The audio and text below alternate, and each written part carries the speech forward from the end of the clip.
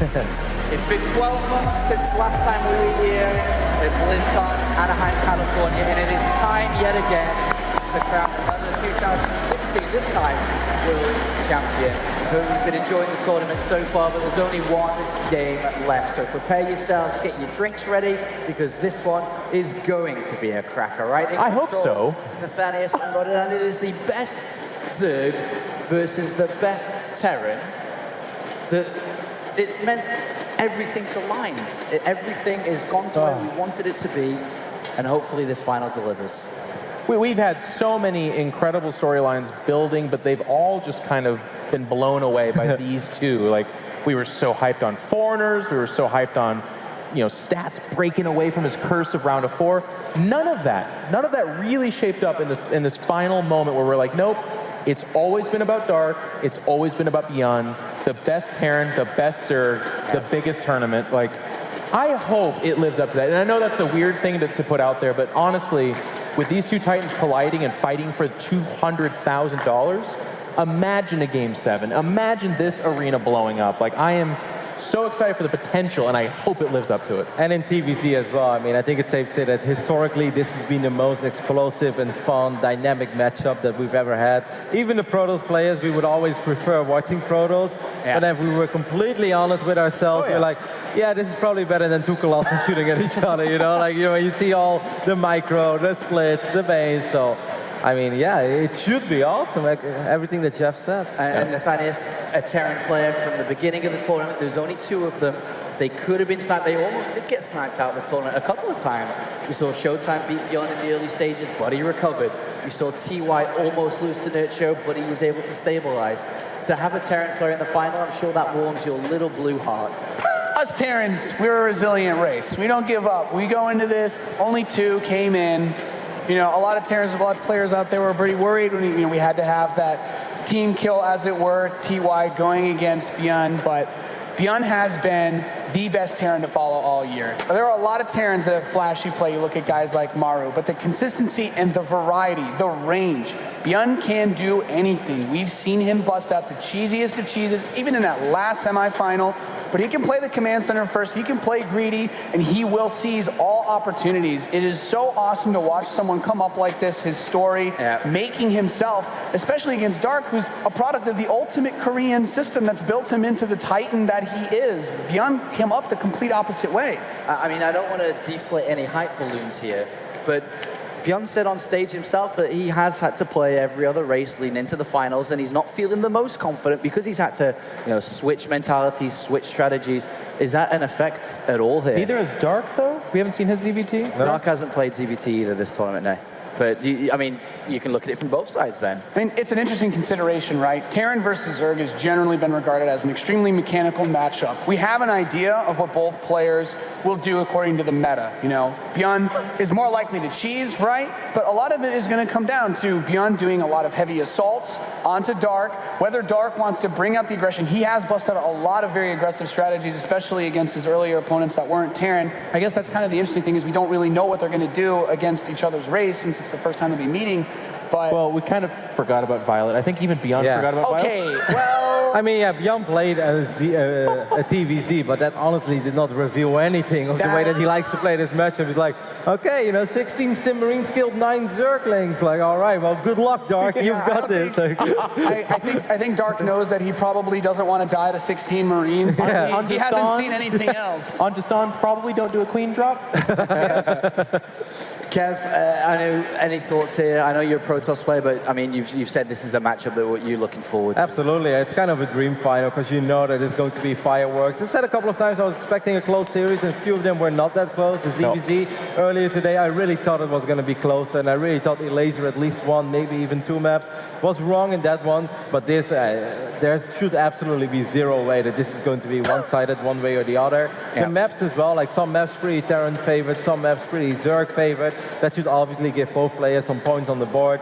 And I mean, you gotta love Dark as well. Consistency, man. Won an SSL, made it to the final of another SSL, came in there as the king of all Zergs and delivered, and has dropped one map this entire tournament. Like, He should at least drop more than one map this finals, otherwise something is weird. I mean, 2016, the reason why they are considered the best Terran, the best Zerg, finals all over the place. You mentioned it yourself, Dark, now 3 finals in the last 9 months is incredible. That's so consistent. Yep. And then you've got ByuN, final of GSL, winner of GSL, is here looking to do it again. And that's kind of extreme as well. Like, that makes sense on paper. The person that wins the latest GSL is probably has a very good shot at making it to the final of BlizzCon, but for some reason that doesn't always happen. Even the opposite, you know. The guy that we always hype up is like, he's the reigning GSL champion, like round of 16, exit, and we're like, well, okay, you know, let's spin this another way. There's someone else out there, but ByuN living up to the hype, and the main, I would almost say, insane amount of pressure as well, because he is the Terran hope, and he's the player that everyone loves to cheer for, even in the foreign scene. I mean, you saw it last series. He's got so many fans wherever he plays, but he's delivering when it matters the most, and that's very impressive. All right, final thoughts then, gentlemen, the finals. I hope for you in the audience now, you grab your seat. This is going to be an amazing series, but Kevin, final thoughts here before we go into it. I think Dark is godlike, and I think he's the best Zerg in the world, but I've said ByuN since day one, so obviously I'm not switching now. I still think ByuN is going to do it, and he is going to be the happiest BlizzCon winner we've ever seen. I'm super excited to see this guy that, as a Terran player, I've been following all year. It's impossible not to be happy for this guy when he wins. He shows it. He wears his heart on his sleeve. And every victory, you can see just how much he appreciates the opportunity to be here fighting for this trophy, fighting for this prize. I just can't wait to watch what happens. We've been talking about these guys the whole tournament because they just keep winning and they keep being the most dominant players here. So it finally ends. This is an amazing end to a tournament, and I just, like I said, I hope it lives up to the hype because the potential for this is incredible. All right, thank you very much, gentlemen. Whew. All right, we're done here on the couch. It is time to begin the WCS Global Finals 2016 Grand Finals. Please be good. Please be good. The 2016 World Championship Series Global Finals is brought to you by Intel, T-Mobile, NVIDIA, and Republic of Gamers.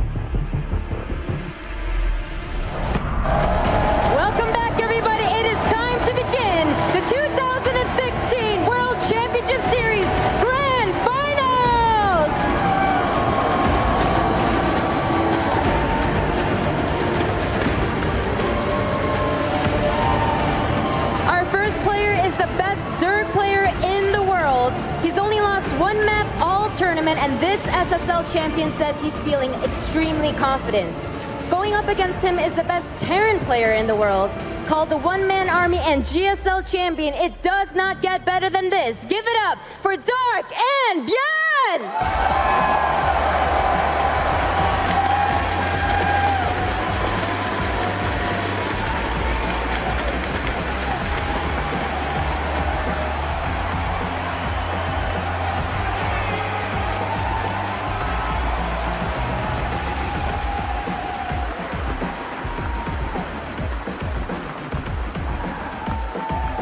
What's up, guys? We're tasting our toes. This is the 2016 StarCraft World Championship Series Grand Finals.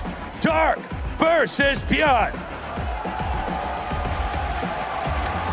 Oh my God, Tasteless. Here we are, 2 champions of Korea, 2 champions of the WCS system here in the Grand Finals, playing for $200,000, but more importantly than that, being the world champion of the hardest game ever. Dark, a lot of people are saying, is the best Zerg in the world. He's had a lot of accomplishments. But ByuN, this guy won a GSL Code S without a team. He may become the world champion without a team now, Artosis. Yeah, I mean, Dark right now, no question he's the best Zerg in the world. He has been crushing everybody left and right. And he says in his video interview that I'm the best. Maybe there are people that can rival me, but no one is better. And he wants to be the best there ever was. He wants to go beyond what Slayer's Boxer even has done. But he's going up against the greatest micro player of all time. Just a complete monster in ByuN, who, by the way, is pretty much the most humble player we've ever had. Yeah, it's interesting. We've never seen a player ever have control as good as ByuN. But going up against Dark, this guy is such a well-rounded Zerg. He's a guy who can do all of it. He can do cheese, he can harass, he can play a macro game. So it's going to be very interesting to see how these two styles mix together. Now, it's going to be a long series. These guys are going to have a lot of opportunities to study each other and try to adjust and adapt to each other's play styles. And we're going to be starting this game off here on Galactic Process. It's going to be cool to see what strats they pick out first. Yeah, it really is, especially in a best of 7. There's just so much time for each other to change things up and get into their opponents' heads. But the level of these players, it is too high to end early. As we can see a lot of fans really on both sides here in the audience. By the way, it is just completely packed here at BlizzCon. Yeah, I think this may be the best BlizzCon finals we've ever had. Classic Terran versus Zerg. Gonna be so cool. And guys, it looks like our game is ready. So let's make some noise. Let's get hyped. This is the 2016 StarCraft World Champion Series Grand Finals. Dark versus ByuN.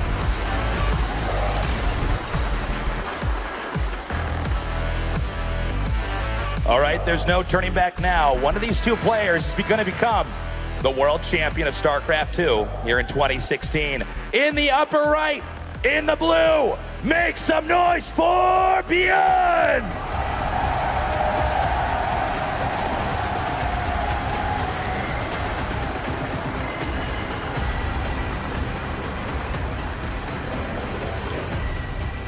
And his opponent down here in the bottom left, in the red, he is Dark!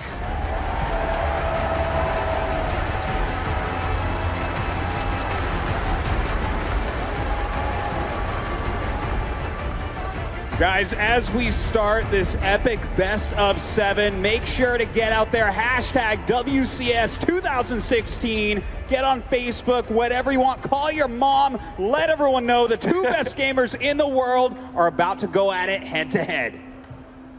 All right, so as we start things off, it does look like we're going to have ByuN going for that double barracks here, getting the gases, whereas Dark going to go for a quick expand here. Now, ByuN is known for doing a lot of very aggressive builds early on, and it's really different watching ByuN compared to any other Terran, because a lot of times he gets in a fight that should be, by any other measurement, a normal exchange, but he controls it so well, he just wins.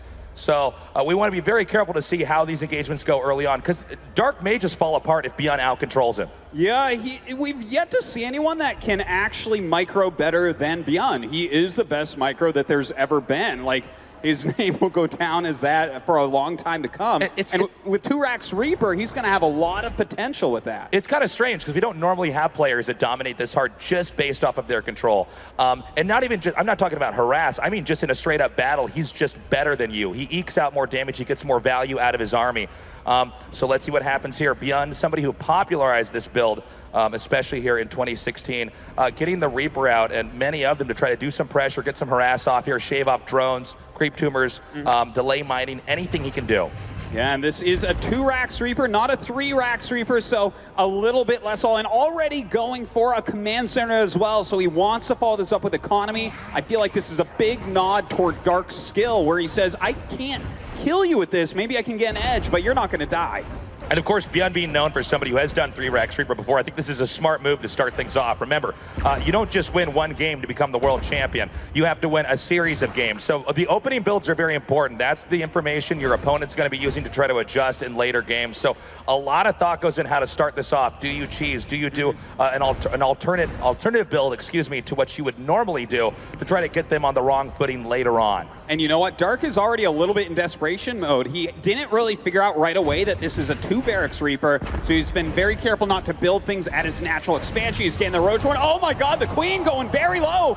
Just barely gets away. The Reapers jump back up, trying to finish it, but the Lings are there, and a Reaper goes down. He does take that one Reaper out, and that a lot of times is enough to force the Terran player to back off. The Reapers get exponentially scarier the more they are in a big number, since they can heal up so quickly. So a good play there by Dark, deflecting ByuN's aggression. So far, he hasn't really gotten that much done. Look at this. Both sides just playing very well. He's gotten a Queen, sure, but nothing else. Only 1 Reaper killed by Dark. But now that he has some Ravagers out, these Reapers are not going to find too much more damage. He's coming down here now, just trying to do whatever else he can. We also do see, as he's taking his 3rd base over here, up at the top. This is an interesting way to play. Now remember, when you get a lot of Reapers like this, it is a threat to the Zerg, but you are not making Marines, for instance. You're not making any of the core units that are going to give you a lot of value later on in the game. But because he's got an into Dark's face, he can try to sneak out this 3rd base and then try to stabilize before Dark can do a proper counterattack. But that's not easy. Yeah, no, it's very hard. You're kind of walking a tightrope with a build like this, because eventually the Reapers aren't going to do anything else. They're still finding little ways in to try to get something done. But look at this. He killed a Zergling, lost 2 Reapers. And that's kind of how it's going to go. They just generally don't transition well to the late game. We do see some Ravagers coming up here. That 3rd command center about to finish. Zerg, in just a little bit here, may feel that he has enough drones out that he can actually then switch into making attacking units. And with these Ravagers coming up here, I think there's a chance we could see him try to push out. And remember, with Terran on 3 bases this early in the game, that's a lot of different locations that you have to protect. So it may be up to Dark to try to hit various points wherever the Terran is not. And that's why ByuN is going to want to keep these Reapers alive. If he keeps an eye on what Dark is doing, where he's exiting, what units are being made, then he can stop himself from dying to any sorts of attacks that ByuN, or rather Dark, wants to bring out. And with ByuN sending this tank out here, I think this is pretty smart, because this only adds more pressure. The Reapers can cover the tank, and this actually might force ByuN to, or rather Dark, to stay back a little bit further here. And that, in a sense, keeps this 3rd base up at the top for Terran alive and safe. Oh, and you see this is the micro of ByuN right now. You see his screen pulling back, not really taking any damage, just trying to delay Dark right now and shave off anything he can. Now, I am a little bit worried here for Dark if he doesn't get out and start doing anything pretty quickly. We have double eBays going down right now for our Terran player. He's going to be upgrading very heavily. Zerg upgrading as well, but I think if ByuN has a large enough army going into the mid-game and late game here, and he can control it well, Dark is going to have a hard time. I think ByuN's opening has really played into his strengths. It certainly has. He's in a good position. His economy's strong. He's continuing to tech up. He's keeping Dark in his base. All really good things for a Terran to do. And here he comes back again, using this very strong position on Galactic Process with the Tankovax. The Reaper's coming up, taking some damage. Looks like a couple of them will get away. Oh! Does manage to escape. Losing that medevac with the tank would have been huge. And giving Dark a lot of control in this game. But Dark is doing a very good job actually pushing out. It looks like he's, yes, he is. He's going to expand over here to the bottom center. Now, on this map specifically, as Zerg continues to expand, you're generally expanding towards the Terran player, which is not something Zergs ever really want to do, but just due to the starting positions and the structure of it, that's going to be the case. So most likely when ByuN is pushing, he'll probably be pushing into that expansion that's being built down there in the bottom center. Yeah, you're definitely right about that. He can push downhill as well, utilizing that high ground advantage. When will he decide to move out is the big question, because Dark has to get an army ready by then. That's right. Dark continuing to get all the upgrades. Definitely one of the scariest players in the world in the late game. And you know, I've been played a lot of StarCraft, and I've definitely cast a lot of StarCraft. The worst kind of Zergs to play against are the ones that do not let you get out of your base, really. Yeah. Or if they're being harassed, don't really take that much damage, and then get into a very, very solid place in the late game, and have all these different tools at their disposal to punish you. Well, he's already well on his way, but ByuN is moving out right now. He has 3 tanks and a couple medevacs with these Marines. Of course, 1-1 just finished up. They already have Stim. this is a strong attack, and he's really utilizing the terrain here, keeping those siege tanks on the high ground. This is a really good push location here because he can juggle the tanks down on the low ground like we're seeing right now. And if the Banelings and Lynx try to come up and attack it, he'll then, as we see here, shoot them back up onto the high ground. We have the Banelings now coming down. Good control there by ByuN. Dark taking a serious beating there as he retreats back to that hatchery. Yeah, and the fact that he's keeping that creep back makes it much harder to chase down this army. The creep gives you such a nice speed bonus as Zerg. You really want it out there, but ByuN starting to push into this fourth base. Dark trying to stop him, but it looks really hard to do. Dark is now coming up here. He's hitting the top. He does take out the tank on the medevac, and the other tank does go down. Only Marines, and now one more tank over here to push in, but ByuN still might have enough to take out Dark's expansion. That was a good move by Dark, but this is not over yet. ByuN kind of regrouping, walking around to the other side. There's a lot of places that the rocks haven't been destroyed yet here, so he can actually siege the back of the expansion as well. ByuN really abusing the geography on this map now. He's found another location to hit. And not only is Dark taking damage with this expansion, he's not mining there, which means he's not reaping any of the benefits. Meanwhile, up here at the north, we do have a Ling drop coming in, hitting these SCVs, but it may be inconsequential compared to this attack here by ByuN. Oh, Dark is coming around, though. He's brought all of his units onto the high ground to take care of this. Some great corrosive biles go down. He takes out the siege tanks. Still quite a few Marines, but... Huge hit there.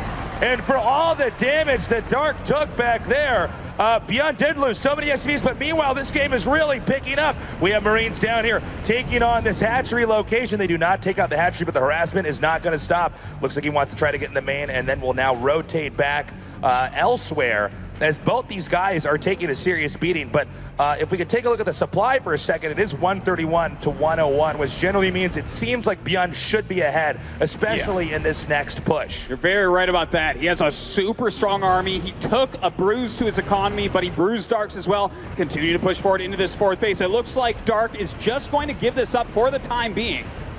The hatchery is going to go down. Dark is trying to use some counterattacks to cripple ByuN, to slow down his progress here on the map, but it does not seem like it's going to be enough. It's now a 3-base Zerg versus a 3-base Terran, which is never a good thing for the Zerg. The Zerg always want to be ahead in expansions, and ByuN marching right over the creep is continuing to push in. I don't know if Dark can hang on. Dark has almost nothing left here. The Marines pushing forward. That third base about to go down. He's trying to counterattack, but it doesn't work. GG! ByuN wins game number 1 in a very convincing fashion. A really fantastic game to start off this best of 7 for the title of world champion. And ByuN does not disappoint. Gets into his macro, hits some nice timing pushes, utilizing the terrain of this map and the range of those siege tanks.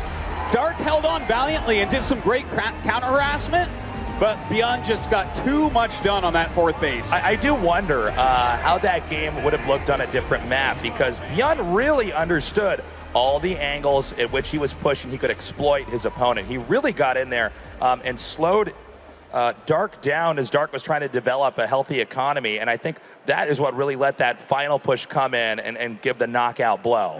I think that everything about the way that ByuN played that was super strong. He walled in with an aggressive build, went right into macro from it, and kept the pressure on. With that pressure, Dark wasn't able to get out there. As you said, it can get really scary if Zerg kind of keeps you in your base, keeps you back.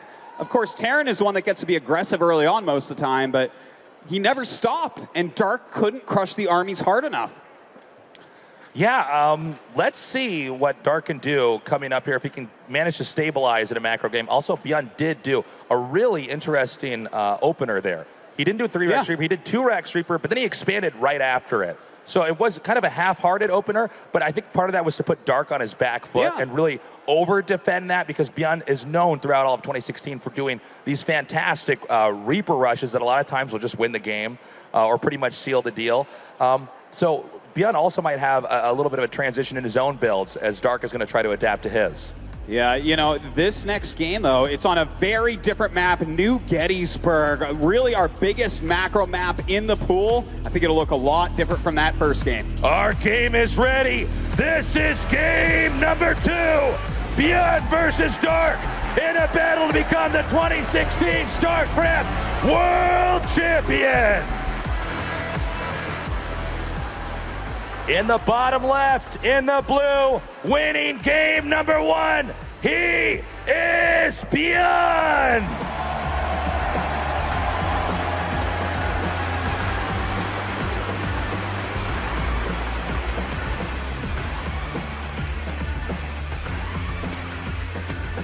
And his opponent here in the bottom right, the best Zerg player in the world, he is Dark!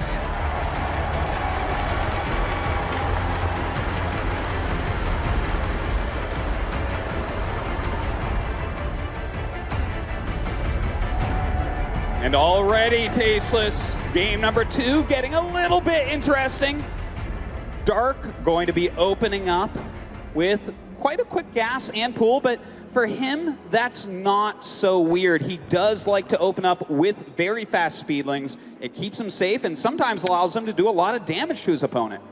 So this map is quite different from a lot of the other maps we have here. So whenever we cast this, we want to point this out. There is a small bridge down here in the lower center of the map, and this does give you quick access to the opposing player's base. It's a one-on-one map, so you're always going to know your opponent's starting location. 2 islands down at the bottom. I don't believe that'll be as much of a factor in this matchup, but we just want to get that out of the way here in case there is some island play. And most of the game, if it doesn't end quickly, is going to be focused around the top half of the map, with a lot of pushes going on there and struggles to control, you know, the center of the map.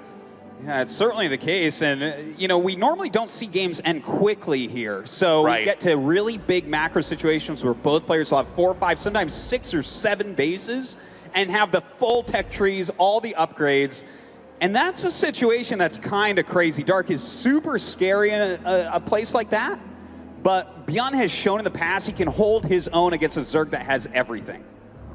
ByuN coming out here with that first Reaper, just checking around. Dark, as you were saying, Artosis did go for a quicker pull here. He wants to get that Ling speed out to try to get some control here early on. ByuN does like to really lean on his opponent right from the start of a lot of these games, which is, of course, what we would expect from a player who's really focused on control. That's his real star ability coming out of here.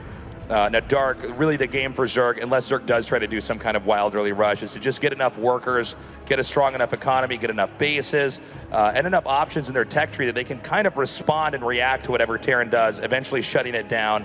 And in TVZ especially, it's harder for Terran to get more and more and more bases. There's, you know, Terran can't, you know, for instance, take the top center easily. That's not really a thing. So Zerg, in some sense, wants to kind of exhaust the Terran economically, or just smash it up with their attacks so they can then do a counterattack and win.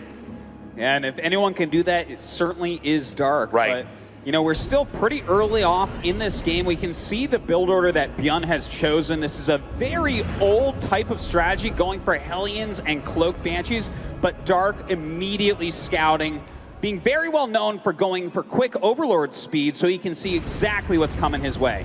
We have some Hellions now going down on that narrow bridge over here towards the right, and it looks like they will be coming up over here to try to do some poking. Ideally, you know, if they could get any drones or deny any expanding, they would, but it doesn't look like that's going to be the case. Maybe just try to take out some creep tumors.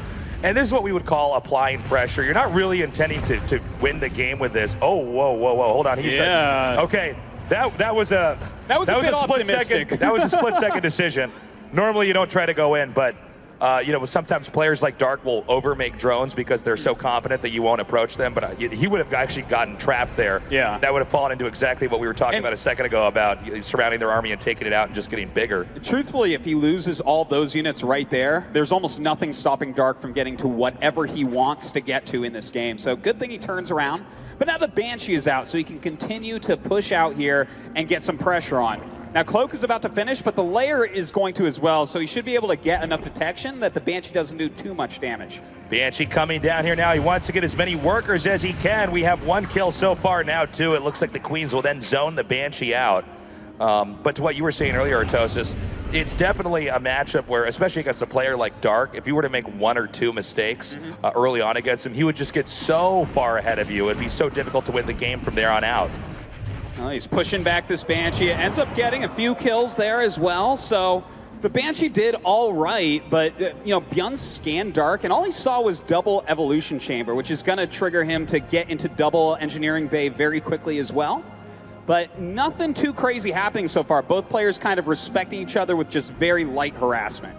Banshee now coming in here towards the main. Meanwhile, the Hellions coming up from the top. He's hoping to maybe divert Dark's screen to where he might be focusing on this Banshee, and then the Hellions can come in and do damage from above. And it looks like we're going to see him try to do that right now as this Banshee is going to get cornered. But meanwhile, up here, no, Dark is ready and shuts down the surprise attack.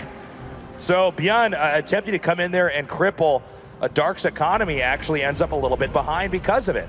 And you know what? Right now, Dark has shut down absolutely everything. They're even on economy at the moment, worker-wise, but Dark is definitely going to be able to get ahead from there. He's Zerg, he can pump out a ton of drones after killing all the aggressive units and get into his late game tech.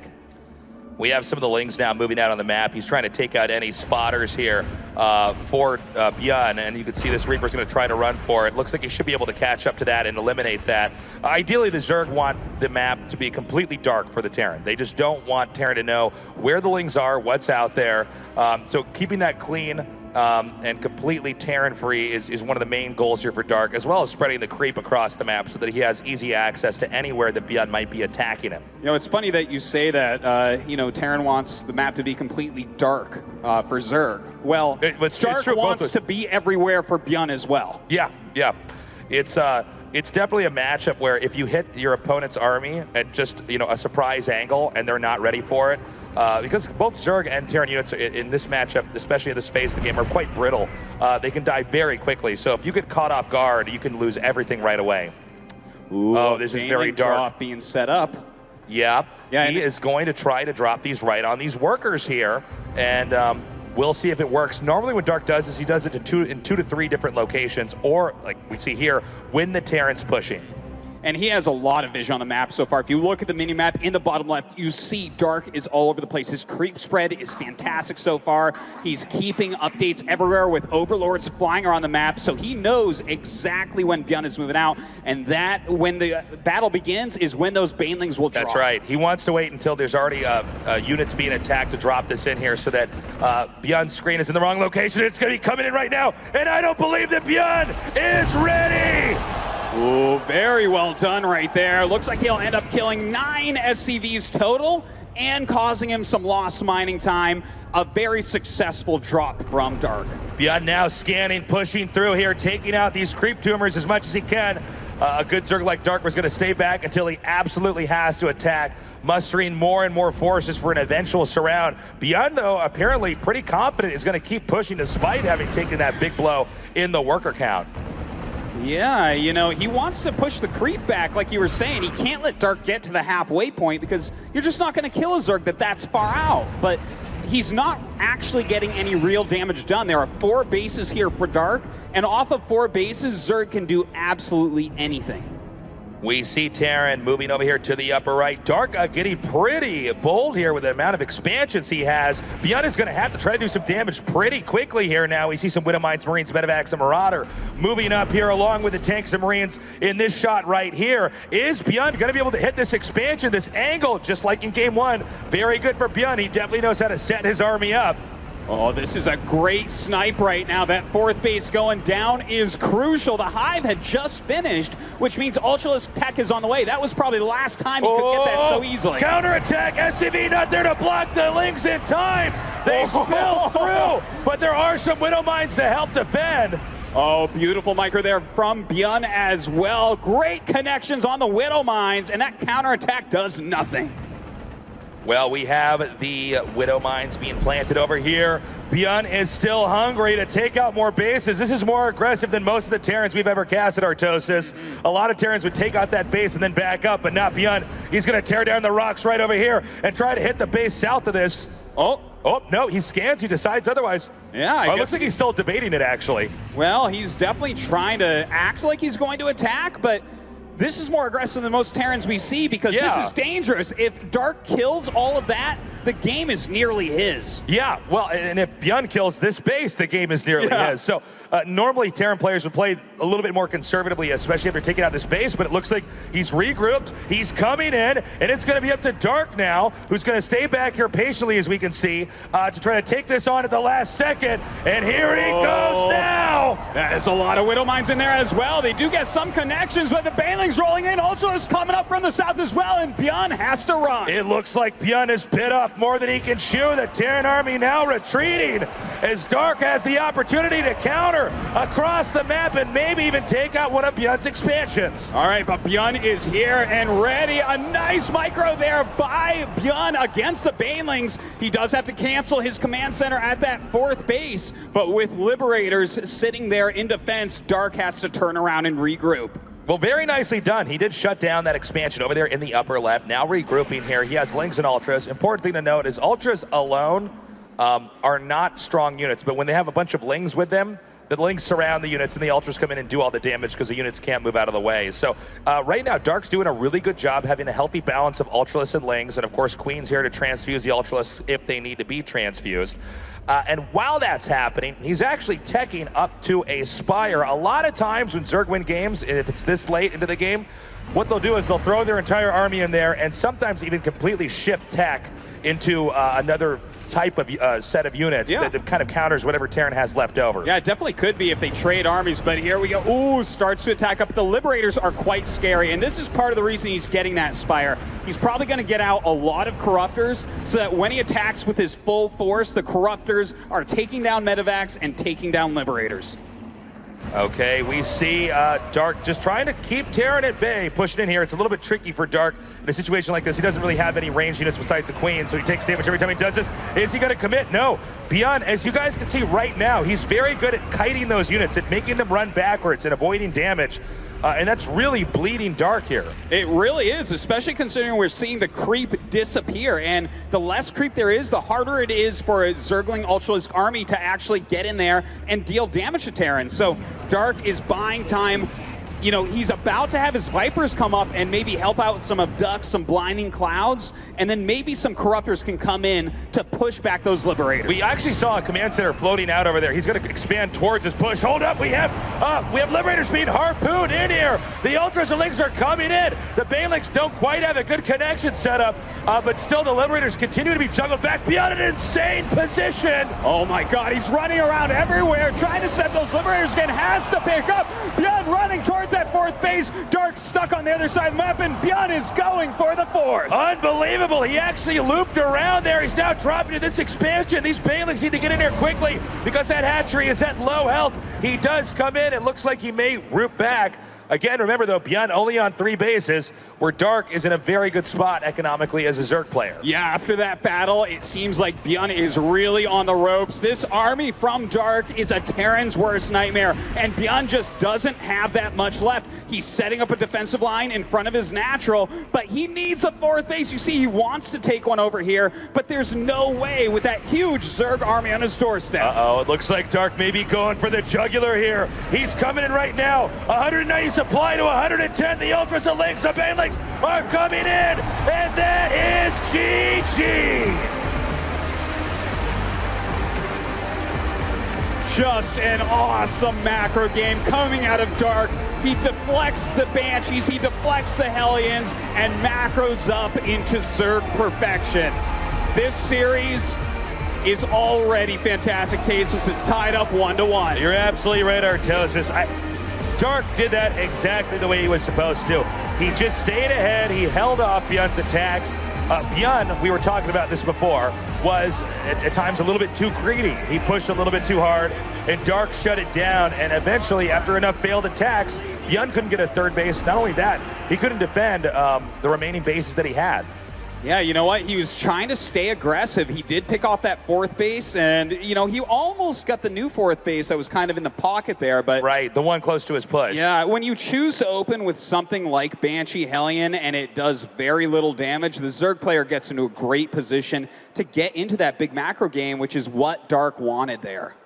Well, it's tied up 1-1. Our next map is going to be on Frozen Temple. Ooh. This is going to be very interesting for these two. Yeah, I think we're going to see some very aggressive play from ByuN here. Could be another Reaper-heavy game, but also it could be ByuN's signature build order, which is going for a double medevac stim timing attack. Really hard for Zergs to hold on to their third and fourth base against it. Yeah, this may be a trickier map for Dark. Now, that doesn't mean that Dark has to stay a macro Zerg. He can always opt to cheese it here or try to do some kind of rush, some kind of timing. And ladies and gentlemen, our game is ready. This is game number 3, a battle between Dark versus ByuN to become the StarCraft World Champion.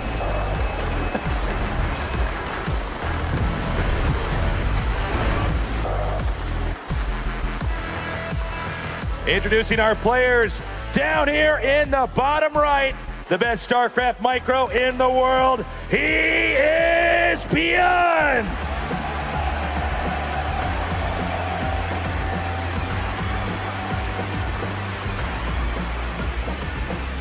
And his opponent here in the upper left, in the red, he is Dark!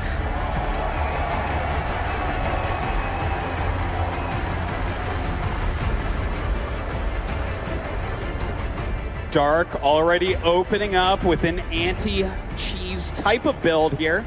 Once again, going for the fast gas, going for the fast pool before his expansion. And that's a good thing because we have 2 barracks already on the way for ByuN, which tells us probably a lot of Reapers are going to be going towards Dark's side of the map. Yeah, I think ByuN really liked how game 1 went last time. Now, game 2, that map's really weird, so we probably won't have a game that looks exactly like that. No, you're right about that. But I think on this map, it might be, I don't know, I think it would behoove ByuN to try to be a little bit more of the aggressor. When you're good at being in your opponent's face and you're not really losing units, it's really easy to predict exactly what their next few possible moves are because they have to be responding perfectly to you or they've already lost the game. And look at this, Tasteless. It looks like ByuN is going for 3 Barracks Reaper. This is a signature ByuN build. He has not just the greatest micro in the world, by far the best Reapers in the world. He can do magical things with those Reaper grenades. His kiting is perfect. He keeps the Reapers alive for a long time. And this, like, he might be able to kill Dark with this. Yeah, you and I used to joke about this a long time ago. We would see this on GSL where sometimes people go 3 Rex Reaper and it didn't seem like it was actually that good. And then ByuN started doing it and pretty much winning all the time with it. But this is a very in-your-face style of play that really requires you to not make any mistakes as a Terran player. Already getting up here, bruising that Queen a little bit. And notice that, look at that micro. The Queen can't even hit this Reaper right now. But what he's trying to do is just take health off of it. The Reapers, once they're not attacked for a bit, regen very, very quickly. See that? It's almost back to full health, brings up the second one, and he's continuing to work on the Queen. And you're just trying to drain the Zerg here. You want them to lose Zerglings, HP on the Queens even, make them lose a drone or 2 if you can, and this starts to pile up. And if the Zerg isn't doing everything perfectly correct, it will snowball out of control very quickly.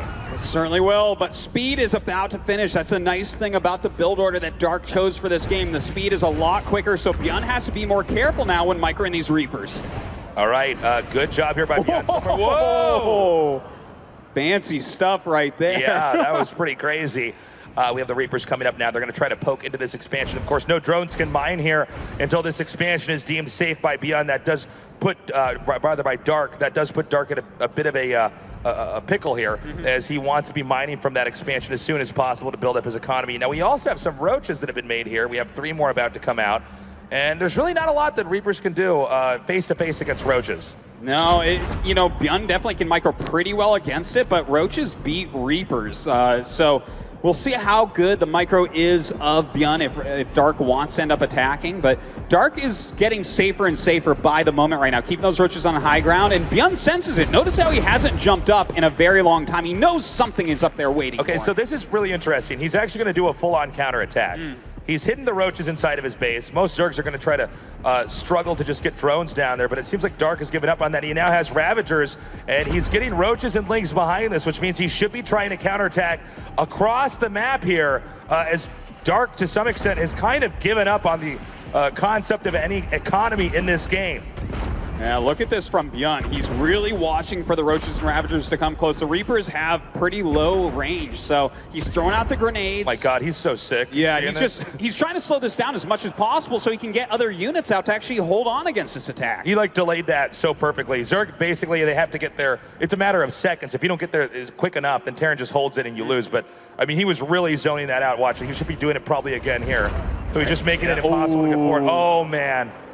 ByuN just so hard to deal with, throwing those grenades down. A bunch of Zerglings coming up. Oh, look at can't this. Quite get up yet. Just more and more grenades, and finally Dark gets up that ramp, but he's taking a lot of damage. I don't think he can break him now. I think he actually just delayed the all-in. I think you're right about that. Let's see. It's going to come down to Corrosive Biles. Like, he just has to continually rain them down, kill SCVs, kill the bunker, but these Reapers just won't die. It really is going to come down to this attack. The Ravagers are now out. Dark is not making any more drones, so Terran is going to get the lead unless Zerg can kill him right here, right now. Oh my God, here he goes. A ton of Corrosive Biles coming down. The SCVs have to move out of the way, and down goes that bunker. A great pickup by Dark. Continuing micro here. Grenades going down, but Dark's starting to dodge everything. The Reaper grenade usage might be too good. The Dark is not able to get into position to use that artillery to break down the entrance here, but now Dark is shoving in, takes out that reactor. Does ByuN have enough? He's using his SCVs here to defend as well. Hey, gets a lot of those Reapers, so that's a lot of the annoyance gone. Dropping down Corrosive Biles as he's running away, but it looks like ByuN is chasing him down. He's trying to get these kills. The Reapers come up with those grenades, and a lot of damage going down on the Ravagers. He's coming forward. He's taking the Ravagers out. I don't know what Dark has in store next. ByuN has countered the all-in. But wait, there's some more links coming in here now. He does lock out about half of them. That's going to be it. GG! Oh my God. You see that head shake from Dark? That is the most frustrating thing in the world to play against. And the thing is, only one man can do it, the one-man army of ByuN. That micro out of control, beating back Roachling Ravager with nothing but Reaper micro. Just madness, Tasteless. Dude, the grenade usage was giving me chills. That was like so perfectly handled. He delayed him so much. By the time the rush got there, I mean, I know Dark's very good and he's got great control, but I was looking at that and I'm thinking, I don't think he's actually going to be able to break this. That was, the idea of what Dark was doing was good, but yet again, it's that control there by ByuN. He just chucked those grenades right in front of the Ravagers and Roaches, so they couldn't actually move forward. They get bounced back or take a lot of damage. And, you know, when Zerg does something like that, that's why you don't see a normal game go on after Zerg does a rush like that. It's not like, oh, I'm going to go back and make drones. It's like, no, not at this level of play. You've already lost. But ByuN really knows how to use those Reapers. I wouldn't be surprised if he commits to more Reaper usage throughout the rest of the series. That seems to be the Achilles heel here for Dark. Well, ByuN is just the best at that, so it's hard for Dark to even practice against someone who can use it at the same level. Yeah, it's not an orthodox way of playing Terran, and it's kind of like trademark ByuN. And so I wonder how much experience Dark really has, not just against the build, but against, you know, someone who controls it as well as ByuN does, because that definitely seemed to throw Dark off when he was trying to respond to what ByuN was doing back there. Yeah. Man, already a great finals into game number 4 coming up here shortly. It's going to be on Apotheosis, our longest map in the pool. This map can be brutal. It should be a very long game here unless ByuN decides to end it earlier. Dark does another all-in. Guys, let's make some noise. Let's get hyped. This is a 2016 StarCraft World Championship Series Grand Finals. Dark versus ByuN. Game number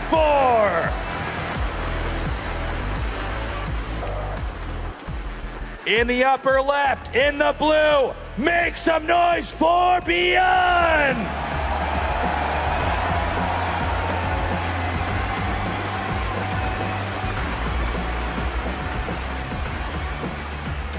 His opponent down in the bottom right, the best Zerg player in the entire world. Make some noise for Dark!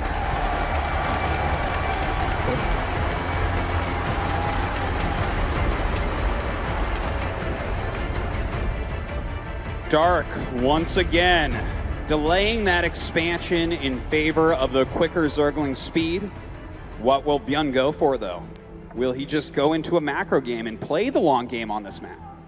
It's hard to say. I mean, you're very far apart on this map, but one thing about this is that it's a very narrow map, so Zerg can get a bunch of expansions up, but if we go into like the super late game, it's pretty tricky for Zerg to expand further because you're expanding towards the Terran, and as we all know, you kind of watch Terran try to push in and kill the Zerg constantly throughout the game, and the Zerg is usually deflecting it and trying to just get bigger and better and eventually crush the Terran later on. So I'm curious to see how Dark will handle late game if we get to late game on this map.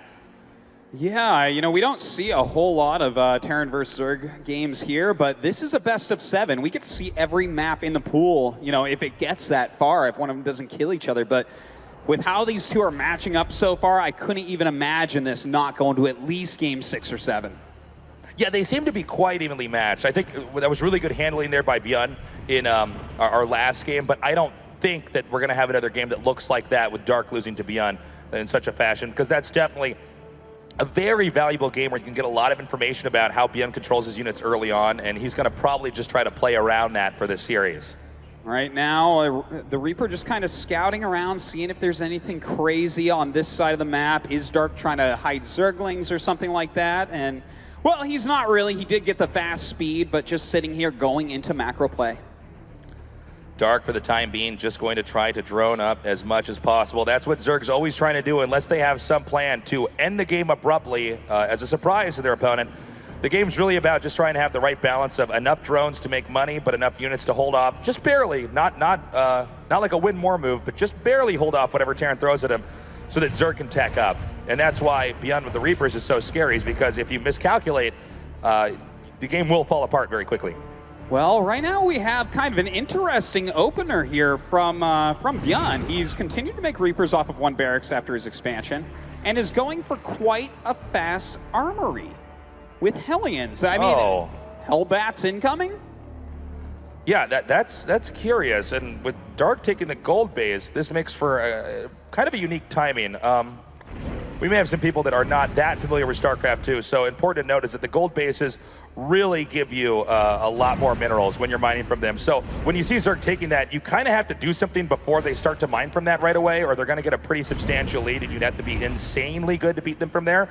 So the fact that he's taking this gold base now, and we see, I guess you're right, Artosis, maybe this Hellbat play, this may be engineered to try to punish a Zerg player like Dark, who would take that gold base at this phase of the game. Well, this makes it a tricky situation, especially if you're someone who likes Zerglings. If ByuN just kind of goes into Stim, makes some bio units, then he suddenly has all of these Hellbats. Zerglings just get destroyed by the Hellbats. So that could be very tough for Dark to hold on against. He's going to need a lot of Queens or maybe some Roaches. All right, here come the Hellions now moving in. And it looks like he's getting some good angles here on these lings. He could come over here and try to take on these drones. Great amount of damage done right there. Yeah, dealing a ton of damage. The drone's starting to run as well. A grenade pushing the Queens back, continuing to target down drones. 9 going down already. 10 now, and they get into the main base. Only a single Queen up here right now. He's not finished yet. He's continuing to tear through. Too many workers are being gunned down. 13 now. Bite the dust as drones are being evacuated to the second base. Wow, ByuN has done so much damage. 13 drones killed this early in the game is almost critical damage. Dark is in a lot of trouble. ByuN brilliantly here. Oh, we're not even done yet. 20 drones now killed as ByuN is just doing too much damage.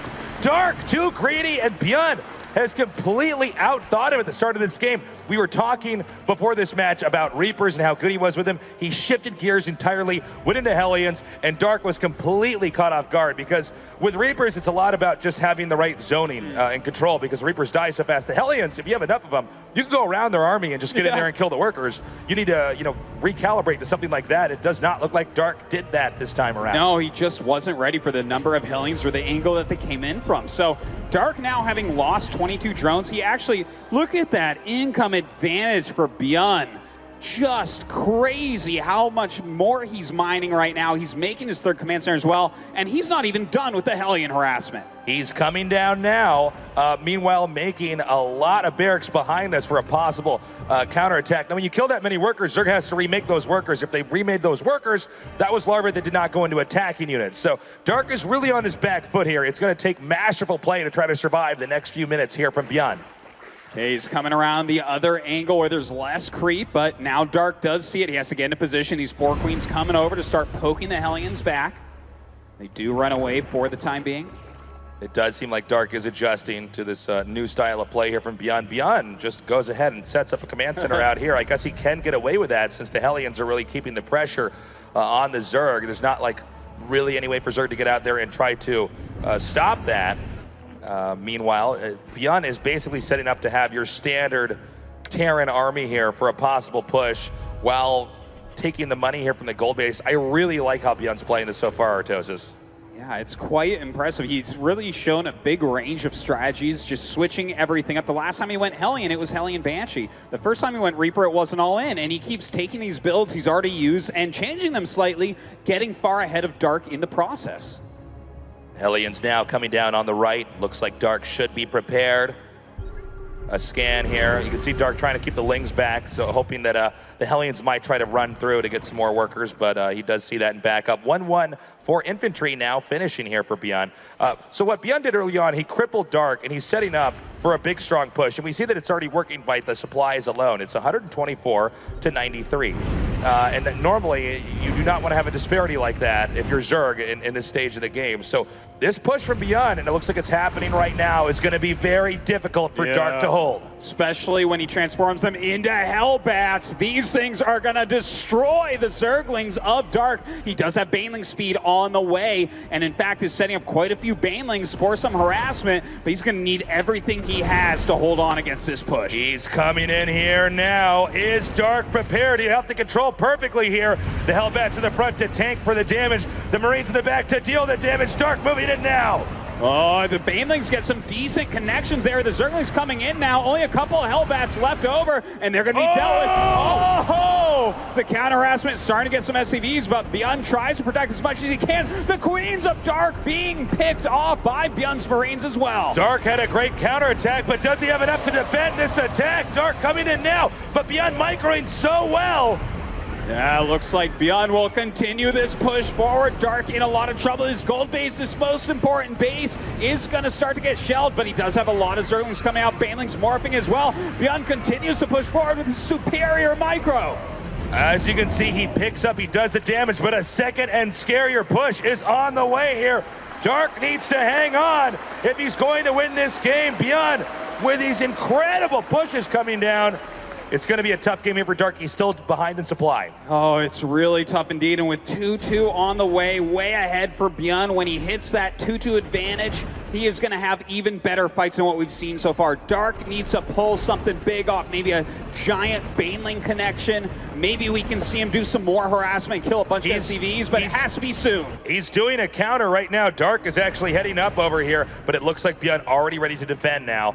And ByuN looks like he's going to go for a drop now. Actually headed southbound over here. Does ByuN have enough to defend here? The Lings are coming in. Wow, even dropping off a couple Marines to eat the Baneling hits, but he will have to evacuate. The Queen's coming over, trying to take out these medevacs. ByuN might have lost this army now with this move. It's possible ByuN may be overextending here. If he starts to lose too many units, it's going to allow Dark to stabilize. Yeah, it looks like everything will be going down except one medevac. Picks up some Marines, maybe going to try to harass a bit more with that, but as you said, Dark is starting to stabilize. The Lings are coming up now, taking out these Marines here. I gotta say, Dark is, we do not see Zergs hold on like this. This is very, very impressive stuff. ByuN has been up in supply this entire time, and Dark has managed to keep him at bay. And I'm getting worried if ByuN continues to overextend here, he may end up losing too many units, and ByuN can actually end up getting completely crushed in a counterattack. Yeah, it could still turn around. Dark has a good, solid number of bases. His drone count isn't the best, but he has a gold base, so it's still all right. Exactly. I mean, there are things for Dark that are going well for him. Now, will this Ling counter be able to do anything? ByuN is ready instantly. Burrows looks Widow Mines, and he has to run. Meanwhile, down here in the bottom left, ByuN is tearing through. He's got a good position. Are there enough Lings and Banelings to hold off this attack? ByuN microing backwards, Widow Mines going up, and it looks like ByuN will be able to take this base. Oh, that split was just magnificent from ByuN, and he continues to push forward, takes down the fourth base of Dark. Dark coming in with more Zerglings, but everything being picked off. GG!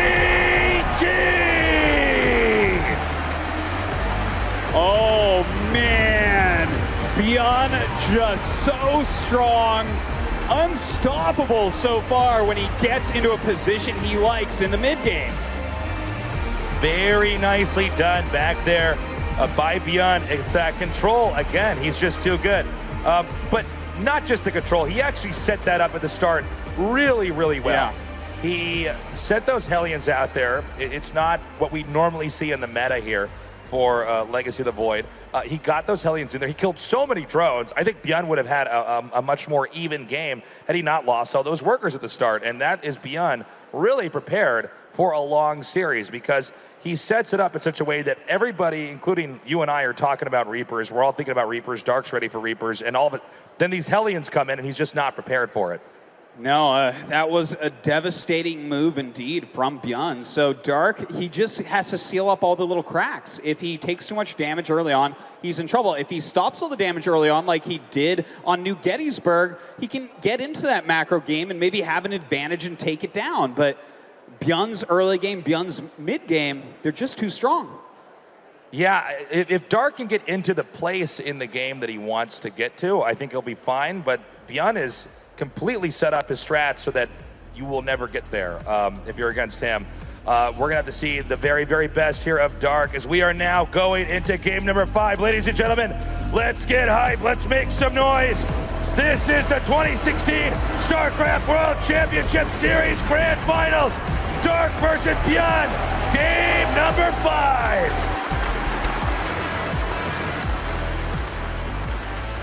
In the bottom right, in the blue, give it up for ByuN!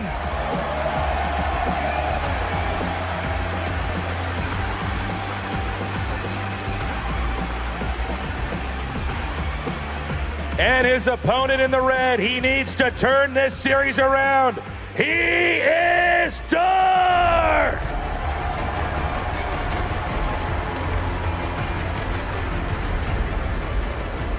From here on out, it's match point.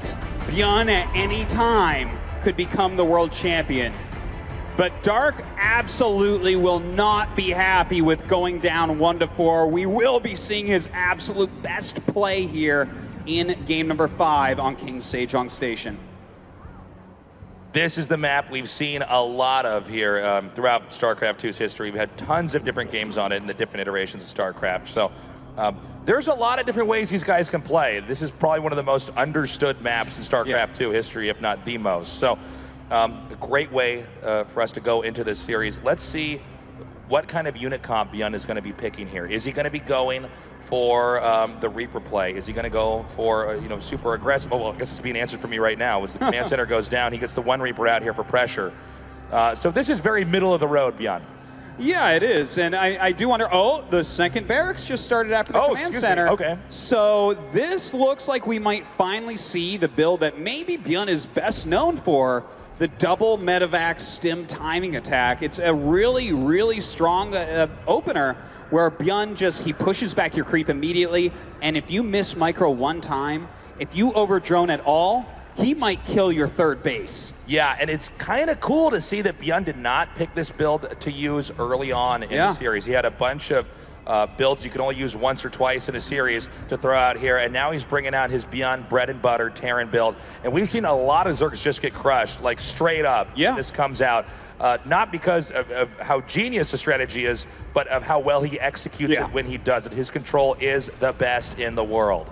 Well, that is what we are going to be seeing here out of ByuN most likely. So excited for Dark to be able to try to counter that. I'm sure he came into this series with a very solid plan on how to stop ByuN from doing a ton of damage with this opener because he is so well known for it. Well, I know that Dark has definitely studied this build. He's definitely familiar with this because ByuN is obviously just now winning a GSL Code S. All of his games are out there. You know, people, when they want to study Terran or study how to play against Terran, they're going to be looking at ByuN's game. So I'm curious, assuming that Dark does figure out what ByuN is up to, how he responds to this. Dark is the best Zerg player in the whole world. Surely he should have the best answer for us. They're trying to learn about StarCraft. Yeah, that is a fact right there. Now, look at how Dark is going about this. He's taking down these back rocks right now. He wants to have a lot of movement around. Sometimes Terrans do siege tank pushes over there, so he wants to avoid that. He's taking his third base, continuing to drone up, and now his Overlord sees exactly what it is. With what he saw there, he knows completely what ByuN is doing. The Dark is the best reactionary player in the world, and that's what Zerg is all about.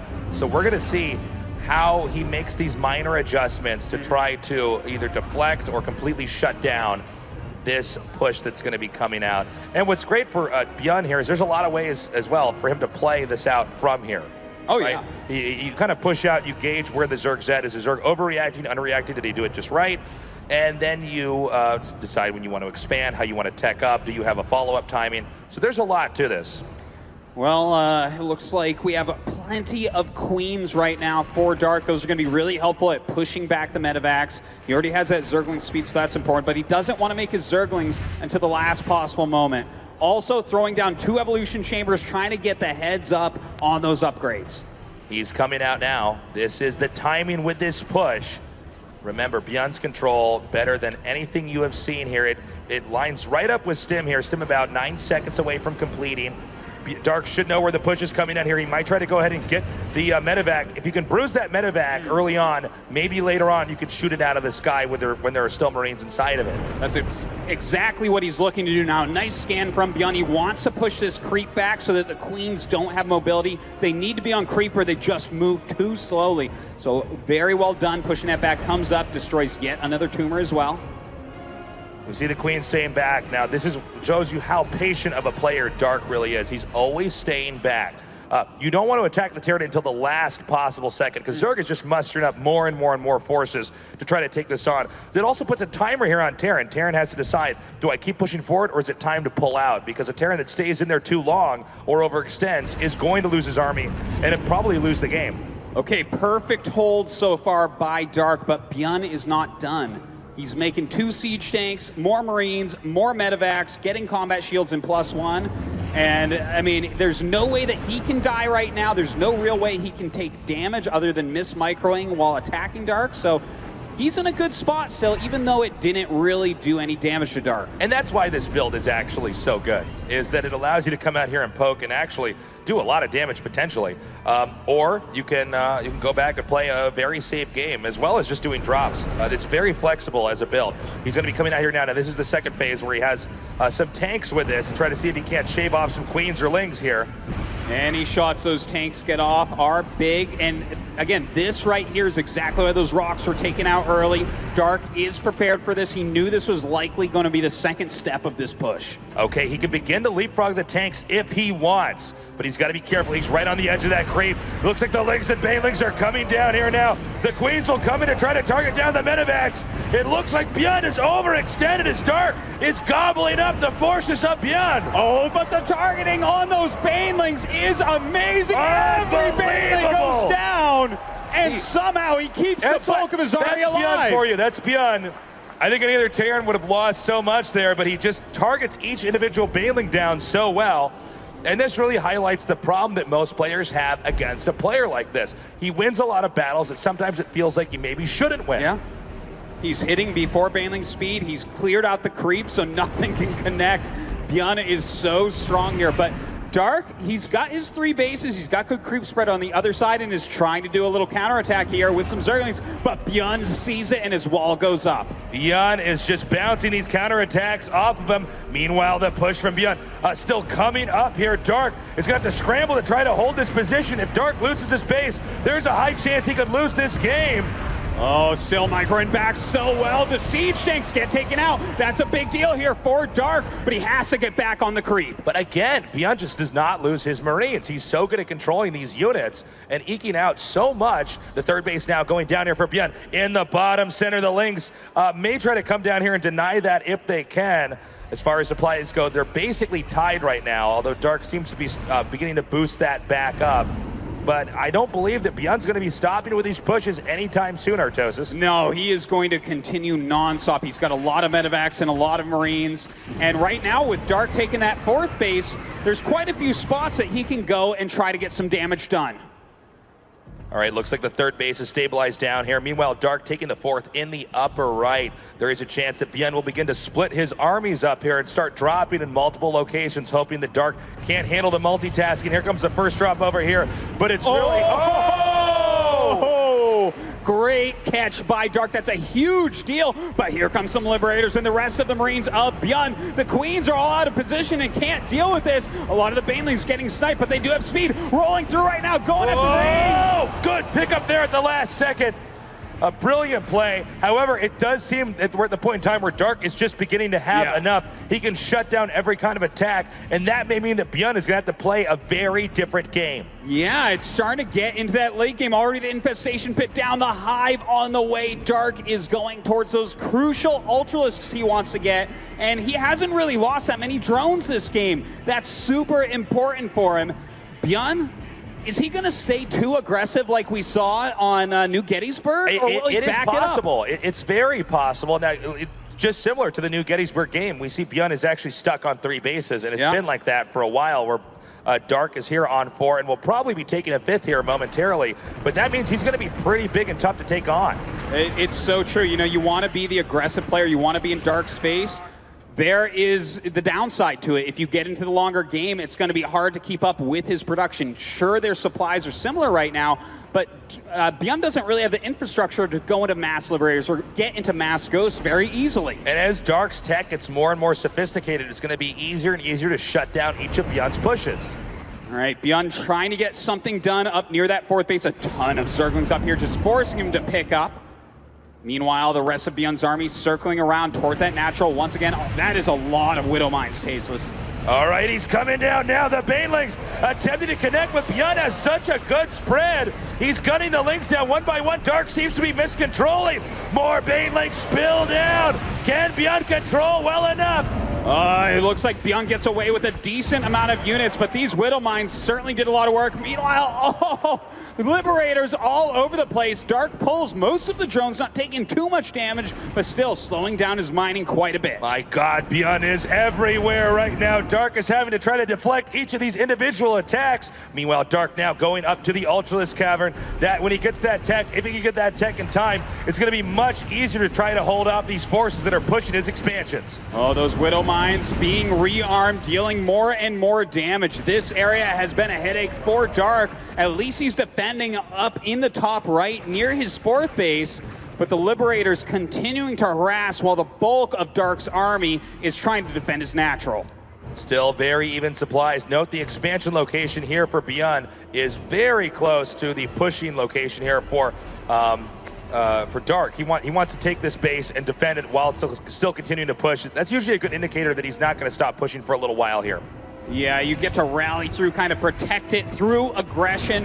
ByuN continuing to try to get something done with those Liberators. Here we go, setting up Liberators. The Speed Banelings coming in, trying to knock out ByuN's army, but ByuN with some nice splitting in the back. He's continuing to push forward. It is critical that ByuN takes out this 4th base. Dark has to hang on. The Ultra Tech is now out. We do have Ultralisks on the way. ByuN is going to try to abuse the architecture of the map. Will he be able to do it? Or does Dark have too much?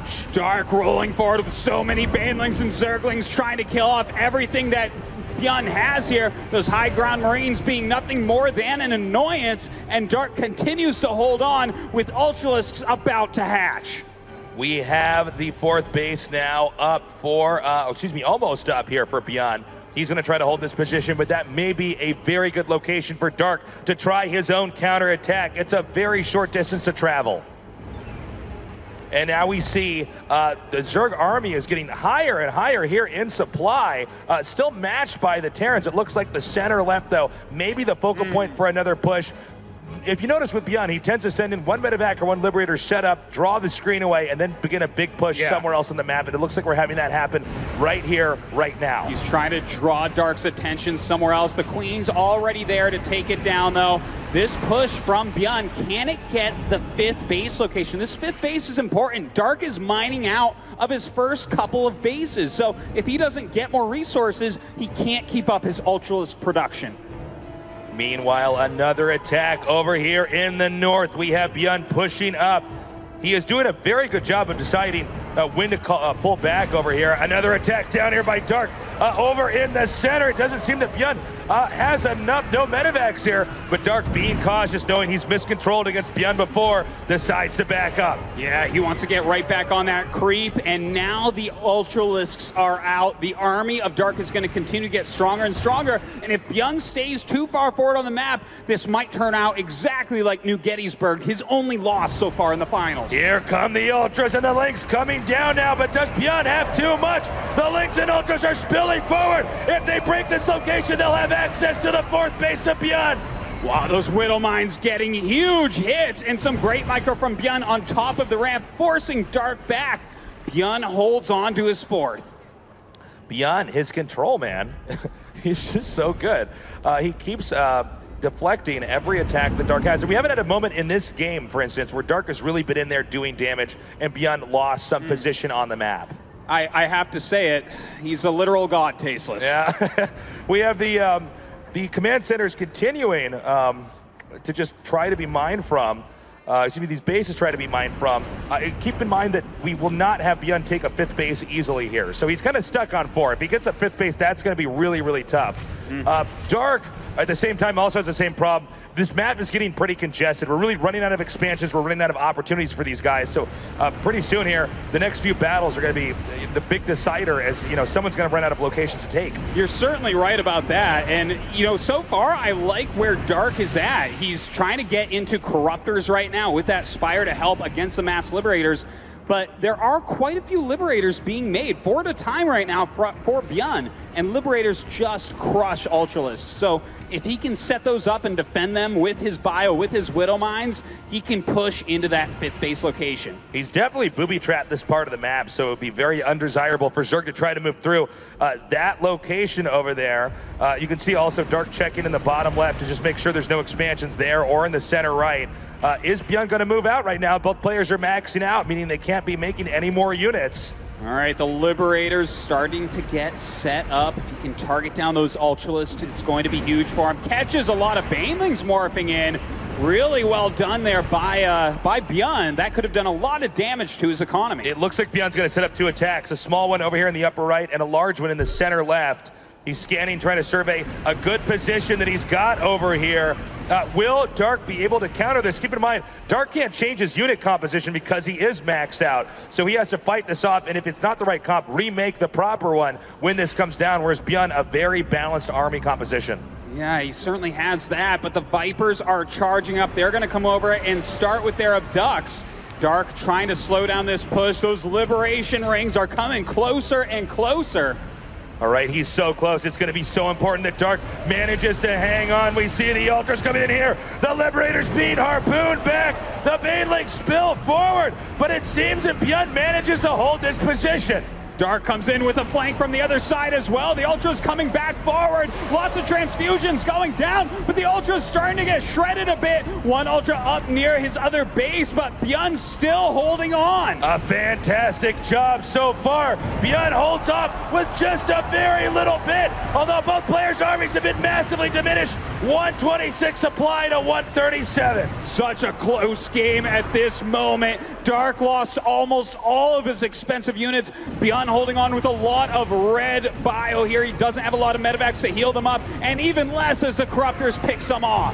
ByuN, everything in his army so bruised, but he's keeping it alive. As long as it's alive, it continues to do damage. He's pushing Dark back. Dark in some trouble here.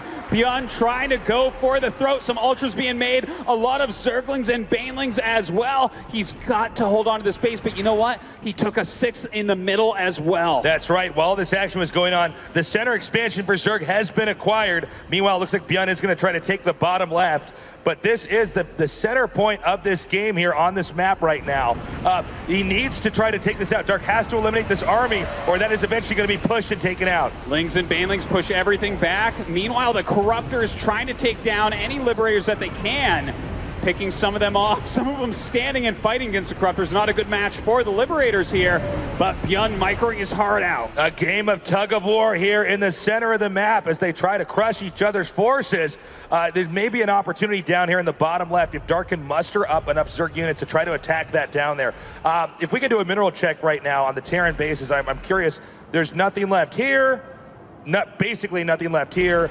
That's fine, but then in the top, or in the middle there, okay, so that base is, it's getting low, and Terran have a harder time expanding out further and further. So definitely keep in mind, if Dark just continues to hang on, he could end up winning this just because everything will have dried up here for ByuN. Yeah, that definitely could be how this goes down. Now, starting to attack in on that planetary, that would be a bad idea. Getting a little bit overconfident right now with his army.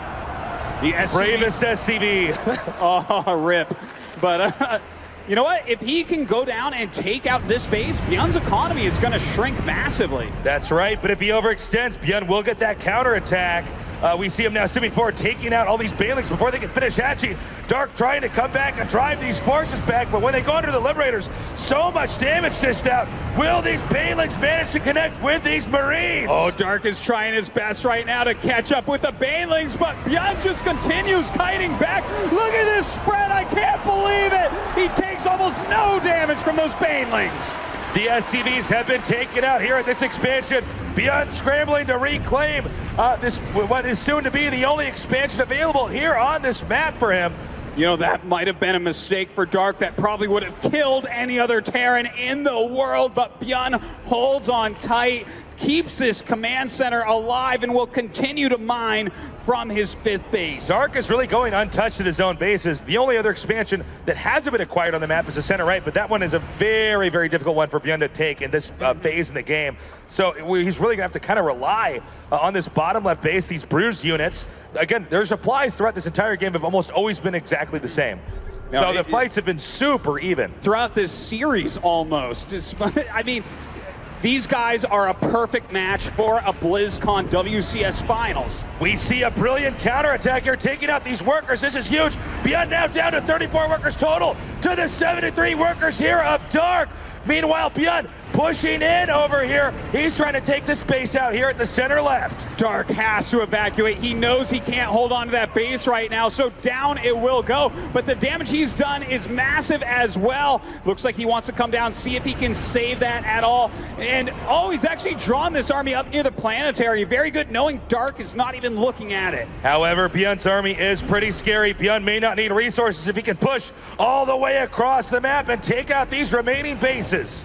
Dark has a lot of drones at that middle base. If he can take that out, it's a giant deal. The Liberation Zone's getting but the Corruptors coming in from the other side, taking out the Liberators, and a lot of Lings and Ultras charging forward. But ByuN's control is just too good. Ultras alone are not good. They need Lings to back them up. ByuN may continue to push forward at this very important expansion here in the center of the map for sure. Oh man, this is so crazy, so close. ByuN is being more aggressive than I've ever seen a Terran against this many Ultralists, but somehow, some way, he's making it work. Dark trying to hold on, pushing forward. Once again, the Corruptors picking off some valuable air units. He's getting close. He's almost in range of the hatchery. The bottom left base has been reclaimed by ByuN, so ByuN can continue to mine. He was pretty much dried up for a little bit unless that counterattack is over there with those Lings. Big connection by a Baneling there. When you get this low, the Banelings can wipe out your army in less than a second. Another good hit goes off, but he can't go down that ramp. There's Liberators and Widow Mines waiting. This is all ByuN has, really, is this army. He just needs to get this base. Dark has to control perfectly. ByuN can't mine at the bottom left. It's all going to come down to this one force. Oh, he's trying to target down that hatchery, but still Dark holding on tight. He runs into the middle, Widow Mines through the Liberators, trying to get everything off. This Ultralist going to town. He's still got these Marauders here, but has Dark managed to hang on for long enough? It's now 65 drones to 13 SCVs. Dark may have weathered the storm. GG!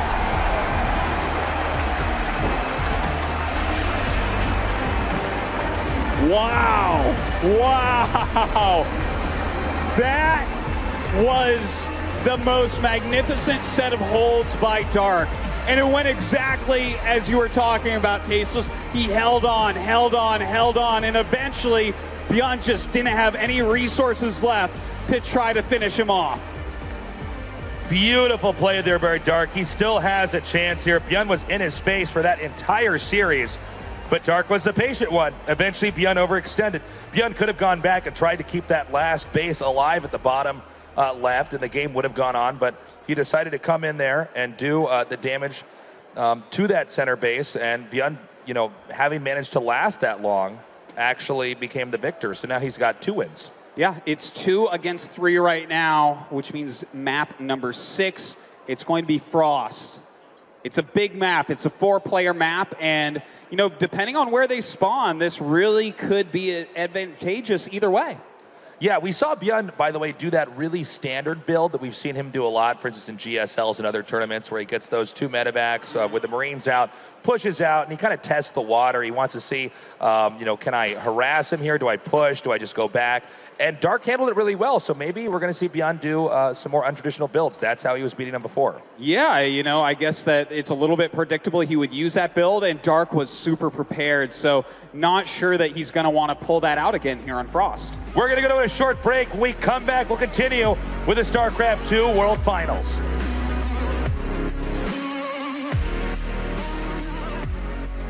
Welcome!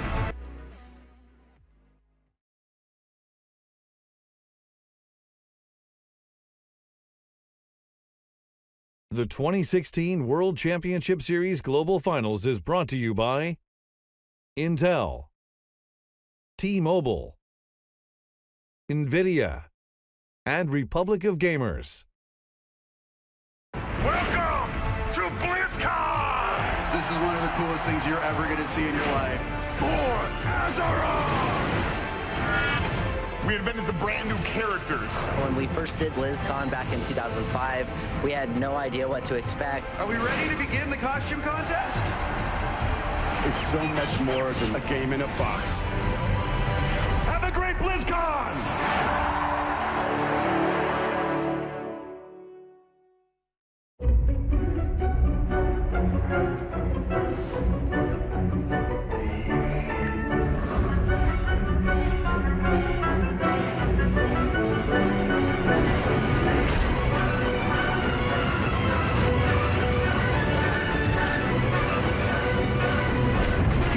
Of the storm.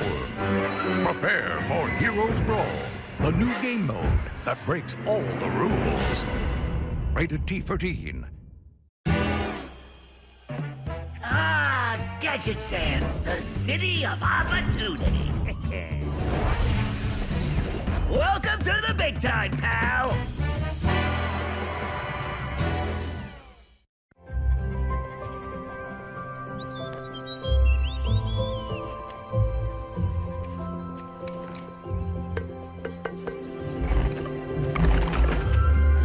See the full animated short at... We are back here at the 2016 StarCraft World Champion Series Grand Finals. This is Dark versus ByuN. We are going into Game 6. ByuN with a 3-2 lead.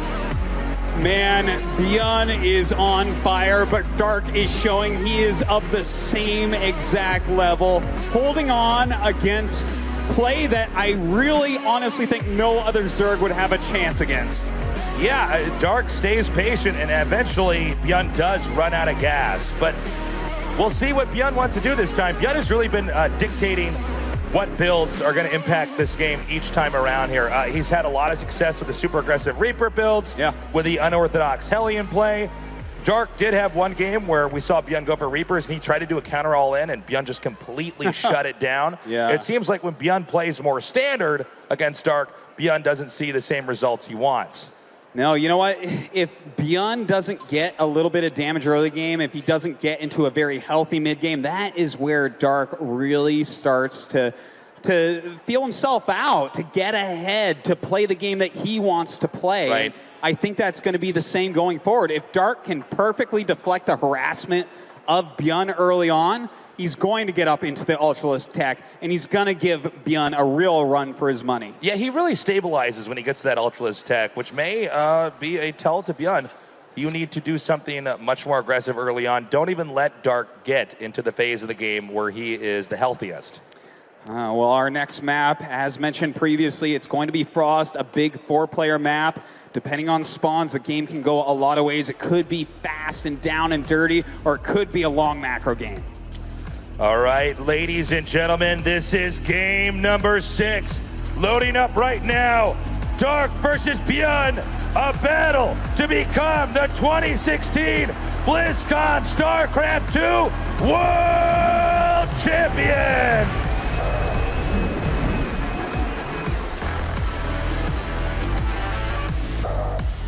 In the upper left, he's 1 win away from being the victor. In the blue, make some noise for ByuN!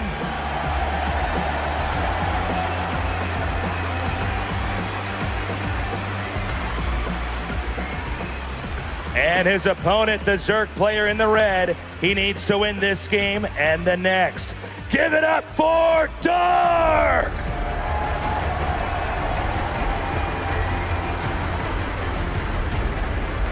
Match point once again for ByuN, and they're both on the top of the map, so that might be a little bit better for ByuN overall, but definitely not something that Dark is going to be too scared of. He knows how to hold on in these positions. Well, I can't say I'm surprised to see ByuN doing this. I think that, you know, just like we've all been watching, or you and I have been casting, I think we see what's worked for ByuN so far, and he's got to do whatever he thinks is the absolute best in order to engineer the victory here, because we do have comebacks happen when a series can be this long, and you definitely need to stick to what you know, not try to get too fancy, because when you're in Game 6 in a series that's going to go this long, you need to be, by now, completely prepared for everything. Now you have enough data on your opponent, it's about responding perfectly. Well, it looks like it's going to be a double Rax Reaper again, as opposed to a 3 Barracks Reaper. Oh no, he starts another Barracks, so it is going to be 3 Rax Reaper.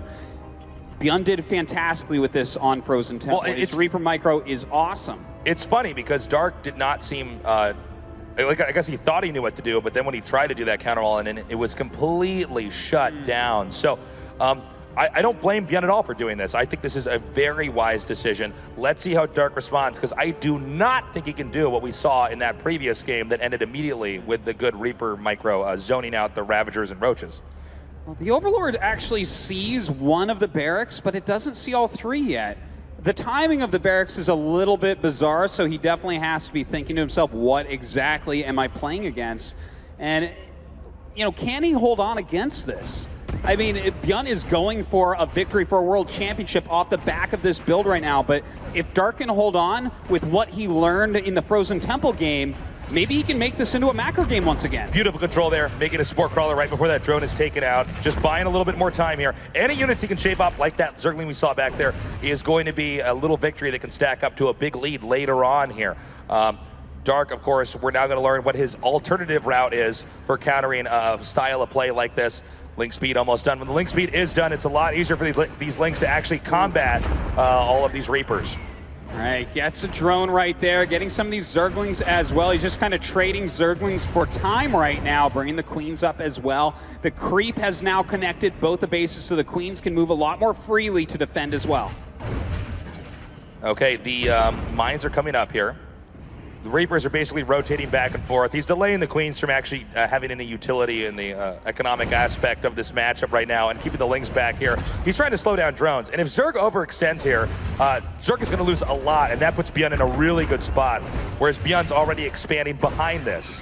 Oh, trying to get that kill, but ByuN pulls it away. A very low Reaper, 4 health. That's 1 Zergling hit off of death. The Queens still have reasonable health, but they've had to transfuse some, so they don't have a lot of energy.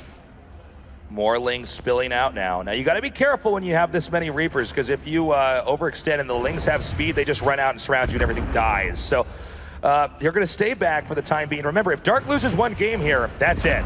So he's hanging on for dear life. His life is on the line right now, and some great grenades from those Reapers end up killing a Queen. Dark still in some trouble, trying to get the creep a little bit further out. Grenades being thrown down, zoning everything back as he pushes down towards this drone line. Oh, he's coming in, he's trying to get us around. Will it work? The grenades force the Reapers to scatter everywhere. Link still coming up. Dark does shave off some of those Reapers, but not without losing a good amount. Look at that. Actually, excuse me, 2 Reapers to 16 Lings, 2 Queens, and a drone so far. It's crazy that he's only gotten 2 Reapers. These Ling surrounds have been awesome, but the grenades of ByuN are second to none. And he's continuing to push him back here. Now, behind this, it does seem that Dark is just continuing to drone up, whereas ByuN has got a pretty healthy economy, and that's why this style of play is actually so scary and so difficult to hold off, is because he gets in your face, but while that's all going on, he's teching up and he's still got an expansion. Zerg doesn't even get to counterattack when you do this, because if you sent any units to counterattack, the Reapers would run you over anyway. Yeah, everything is looking good for him, but a link flank coming up from Dark. The Reapers jump up after some grenades, and somehow, once again, he's keeping those Reapers alive. Now, no, Dark is getting melee and armor upgrades here behind this. Stim, by the way, almost done here for ByuN. I don't believe he has a ton of Marines just yet, but he will have a follow-up push coming up here. Okay, a decent amount of Marines. Let's see how Dark handles this, because Dark is now taking his third base out. And these starting locations, you know, the top left and the upper right, it's not far from each other. No. It's not hard for Terran to push over to that location. Ideally, Zergs want to be cross spots or just be expanding farther away from their opponent instead of getting closer and closer. Yeah, this is a very tough situation. The economy of ByuN is just better. He has more workers. He has the Terran mules on top of that. His production is fantastic right now with double reactor barracks. He's already up into Stim, finishing 10 seconds from now, and even medevacs are on the way. This is looking great for ByuN. ByuN is getting ready to push out here. Stim has completed, the Terran player with the best control in the world. Dark needs to hang on already. ByuN with a supply lead. Note the Reapers come into the front. Oh, ambush out here. Tries to get us around. The Marines come in here at the last second to deny it. But that was really smart what we saw there from ByuN. He moved out with the Reapers in the front so the Marines wouldn't be shown. Then he wanted to set up the ambush right then and there, but Dark already ready for a trap with him there. Can Dark hold on though right now? This attack is massive from ByuN, stimming forward, seeing what he can get done. Lings trying to come in from the side. The Banelings hatch. They're moving forward. The grenades actually push them back. Finally, the Reapers go down, but these Marines still have to be dealt with. He's stimming forward now. So many Queens with transfuses. He may try to come around with these Lings and the Baneling from the side. Remember, those medevacs don't have unlimited energy, so the more they heal, the less they can later on. And that's one of the game plans here for Dark, is to try to drain those medevacs as much as possible until eventually they have to pick up and leave, and Dark can go back to focusing on his economy.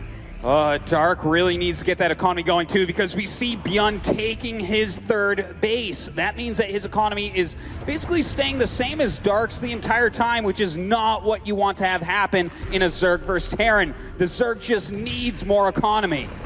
Okay, we see the Marines coming forward now. Dark barely hanging on. These Banelings, they need to get good connects. They need to get a surround here.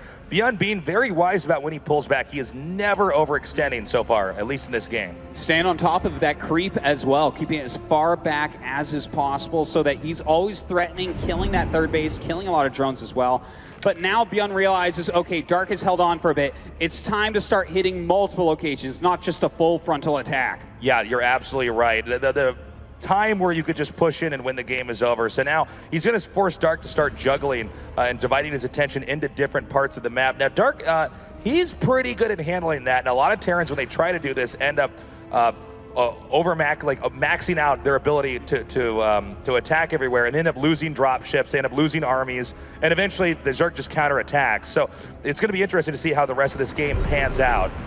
Well, right now, a lot of Zerglings are on the way, and no 2-2 upgrades from Dark, which is kind of interesting. He might decide to get a little bit aggressive here, try to crush an army, or maybe even sneak in and kill a bunch of SCVs at that third base. My only concern is if he tries to sneak in and kill a bunch of workers, a lot of times ByuN is so in the Zerg space that he just runs them over right after that, because any other units that are not there to defend for Dark are enough for ByuN to then completely destroy whatever expansion he's close to. ByuN pushing forward towards that third base once again. Dark, he does have that fourth hatchery up at the top, so that's good, but another easy place for ByuN to attack. Not a lot of drones over there yet. In fact, some Marines might already be on the way. He's getting ready for that attack. So he's set up here. He's basically got the Zerg surrounded. It's going to be very tough for Dark to get out. We see the small group of Lings coming up here. Note he keeps some of these army units over here in the front, and then as the Zerg army rather tries to come out and break it, he sends the rest of it up there to drive it back out. So this is a pretty insane contain here, but as ByuN tries to be aggressive, he's shaving off bits of units here and there. We now have a drop headed over here into the upper right in the main. It doesn't appear there's anything here to defend. Dark is going to have to stamp that out. Yeah, luckily he has great creep spread so far between his bases, bases. So very quickly the Zerglings get up and force that drop back. But ByuN is really spreading out. He has a drop down kind of at the bottom, waiting to do some damage at some point. He has that drop up at the top, waiting to fly in as soon as Dark's units move. And of course the main army right in the center, putting that heavy pressure onto Dark. The supply count is 173 to 140, and Terran is pushing in here right through the center. He's got a good position. It's going to be up to Dark to try to wipe out this attack.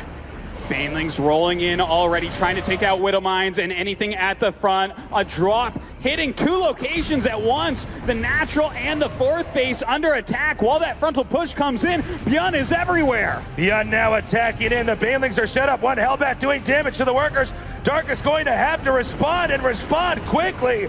Oh, he's drawing up all of his Zerglings and Banelings as quickly as he can. He has a lot of Queens here as well. The Marauders shelling everything at the front. That fourth base no longer mining. A lot of damage here from ByuN. But the Banelings, they come in from behind, and it looks like he should be able to push everything back. Unbelievable. The main attack has been denied. But what about the drops in the main and the other expansions? Dark has to clean this up quickly. Although Dark is doing a great job of holding on, it does appear that ByuN's army is still very huge.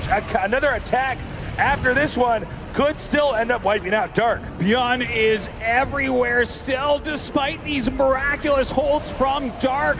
It feels like he's just being whittled down over time, and ByuN continues the onslaught. Look at Oh this. my God, he's gonna save that hatchery quickly. A good pickup, he does manage to get that out. Dark keeps the base over there. If that hatchery had been taken out, I think we could pretty much confirm that this game would be over. Meanwhile, the drops are not stopping, man. This guy is everywhere. Don't forget, ByuN has 3 bases and he hasn't taken any damage this game back at his own home. This is looking great for ByuN as he rallies his other units across the map. Dark might be done for with this attack. Is this the killing blow, or will Dark pull off a miracle? He is closing in. The army is getting set up. Widow Mines now being planted. Marines have been stemmed. Liberators in the right position. Dark trying to get in with those Zerglings, but it is not going to be enough. ByuN punches through, hits onto his third base. G! ByuN has done it! And with that, ByuN is our 2016 WCS World Champion of StarCraft 2.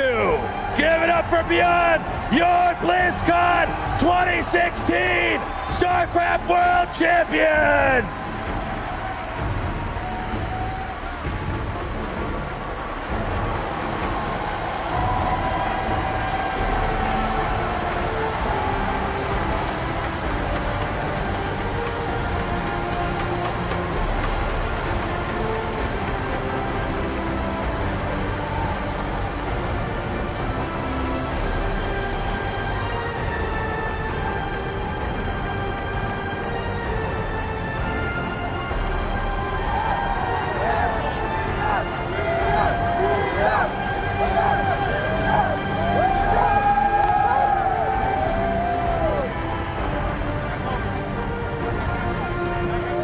So loud here, tell him.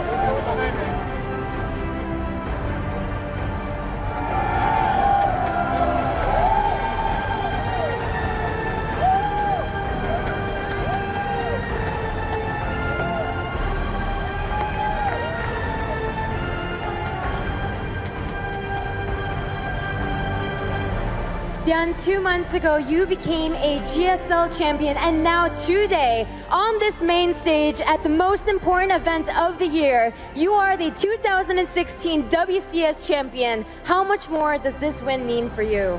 일단 2달 전에 GSL도 우승했지만 오늘 가장 큰 2016년 대회에서 우승을 하셨어요. 그래서 그만큼 더 의미 있을 텐데 얘기해 주세요. 일단 상황 인터뷰에서 제가 자신이 없다고 했잖아요. 그 자신이 없는 게 사실이었는데 오히려 그게 그러니까 마음 편하게 할 수 있어가지고 이렇게 이길 줄 몰랐는데 진짜 너무 좋아요. 오늘 제 역대 최고 게이머 인생 최고 순간인 것 같아요. He says, in the semifinal interview, I told you guys that I'm not feeling too confident going into the championship finals against Dark, and I was telling the truth. I wasn't feeling my best. That being said, I think that mindset actually that I think it actually helped me because I wasn't, I just played my game, I just played as calm as I could, and I didn't expect the score to be like this, 4-2, but I'm so happy right now. This moment today is the happiest and best moment of my StarCraft 2 career.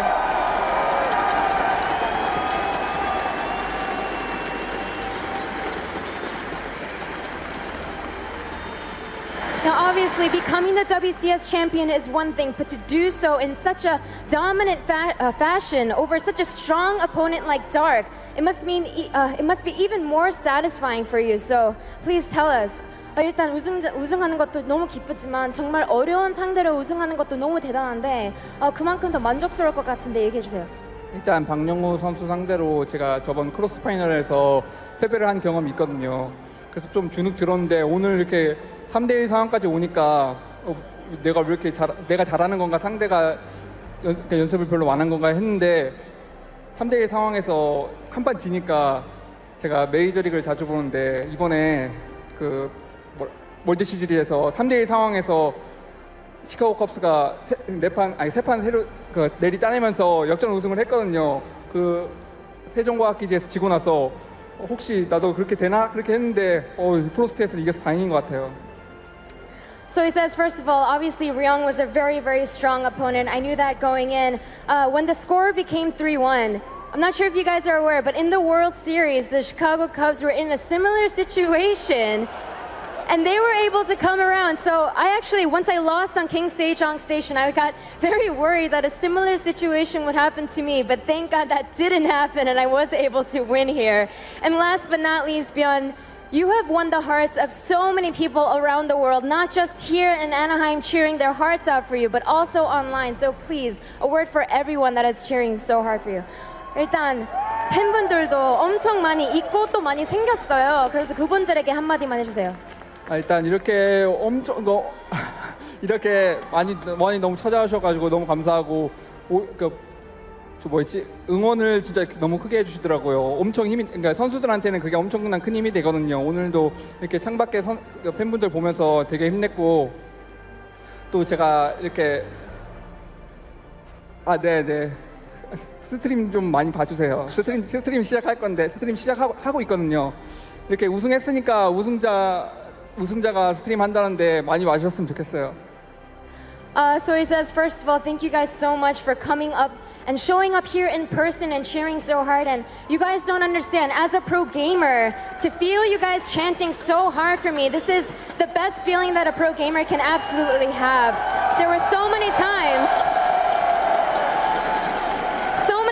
that I looked out from my booth window and I saw you guys cheering so hard for me, and that meant so much to me. It gave me so much strength as I played my game. So thank you guys so much. And last but not least, he says, please watch my stream. I'm going to be streaming a lot more moving forward. And now that I am the WCS champion, please watch a champion stream. And there you have it. Ladies and gentlemen, your 2016 WCS champion is ByuN!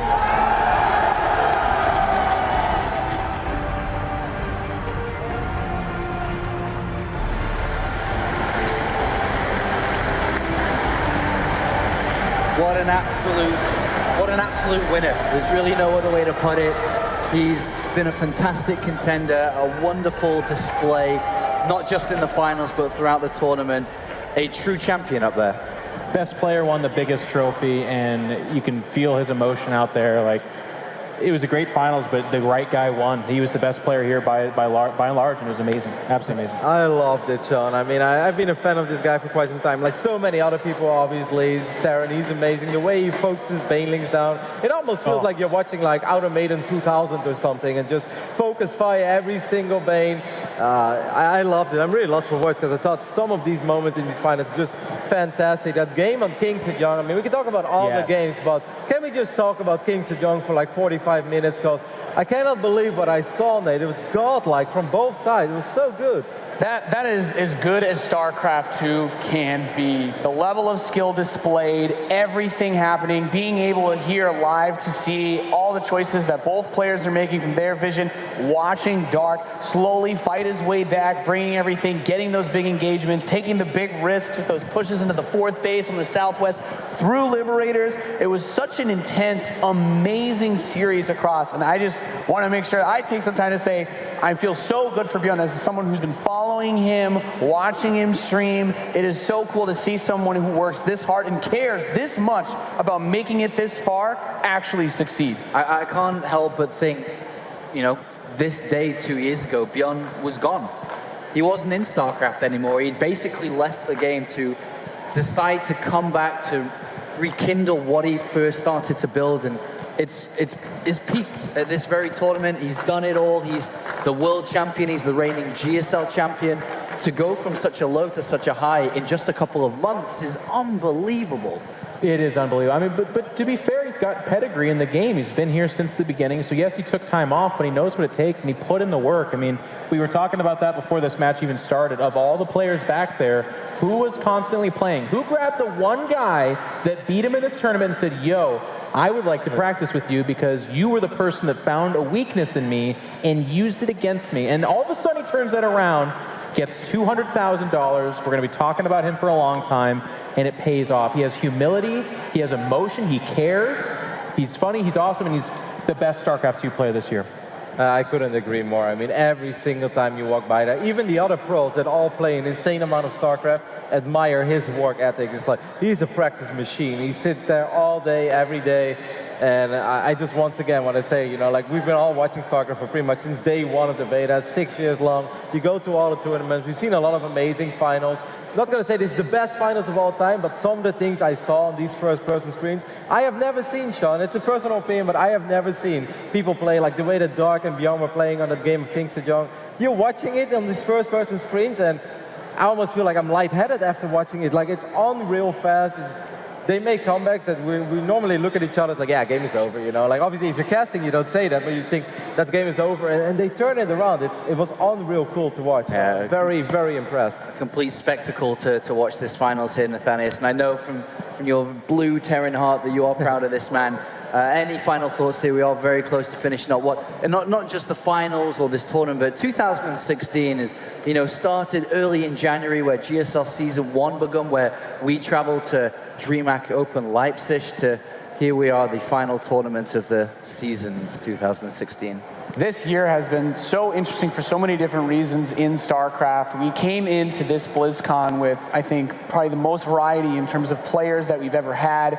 And the games that we saw, even in that opening week that we just had up north, were amazing.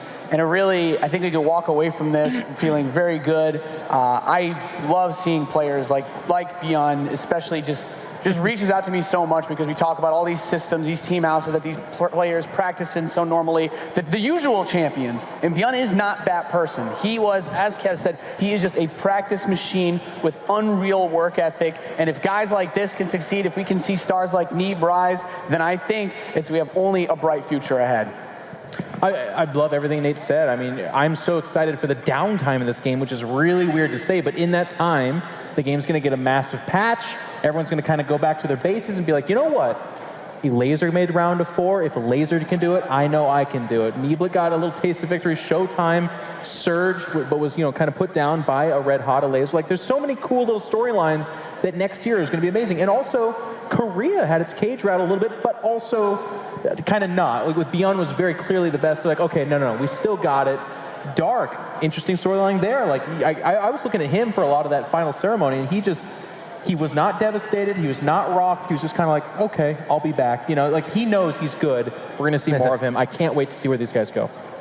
Yeah, incredibly good. I mean, if Dark doesn't know that he's good, then none of us knows that we're any good at StarCraft. Like, then we just all gotta quit. I agree. I think it was a really awesome year, Sean. Like, if you just think about a couple of the big stories that we had this tournament, not just ByuN. I mean, obviously he was playing in the Legacy of the Void beta, but the Laser, the Neeb, and a couple of the other Europeans, and like Harston, for instance. I always joke about his year of Harston. But so many cool players being successful this year that really were not all that successful last year. Then think about all the amazing events we had. You know, we went to countries we haven't gone to in a while. We had an awesome event in Mexico. We had a great event, in my opinion, in Tours in France with that amazing final between Showtime and Nurture. Just if you put, you know, like the year in perspective and you look at all the moments, the finals, the cool games we've had, like I think as a StarCraft fan, you can be pretty damn happy with this year and just cherish all the beautiful memories we created with each other. All right, well, thank you very much, gentlemen. Our job is now done at the WCS Global Finals of 2016.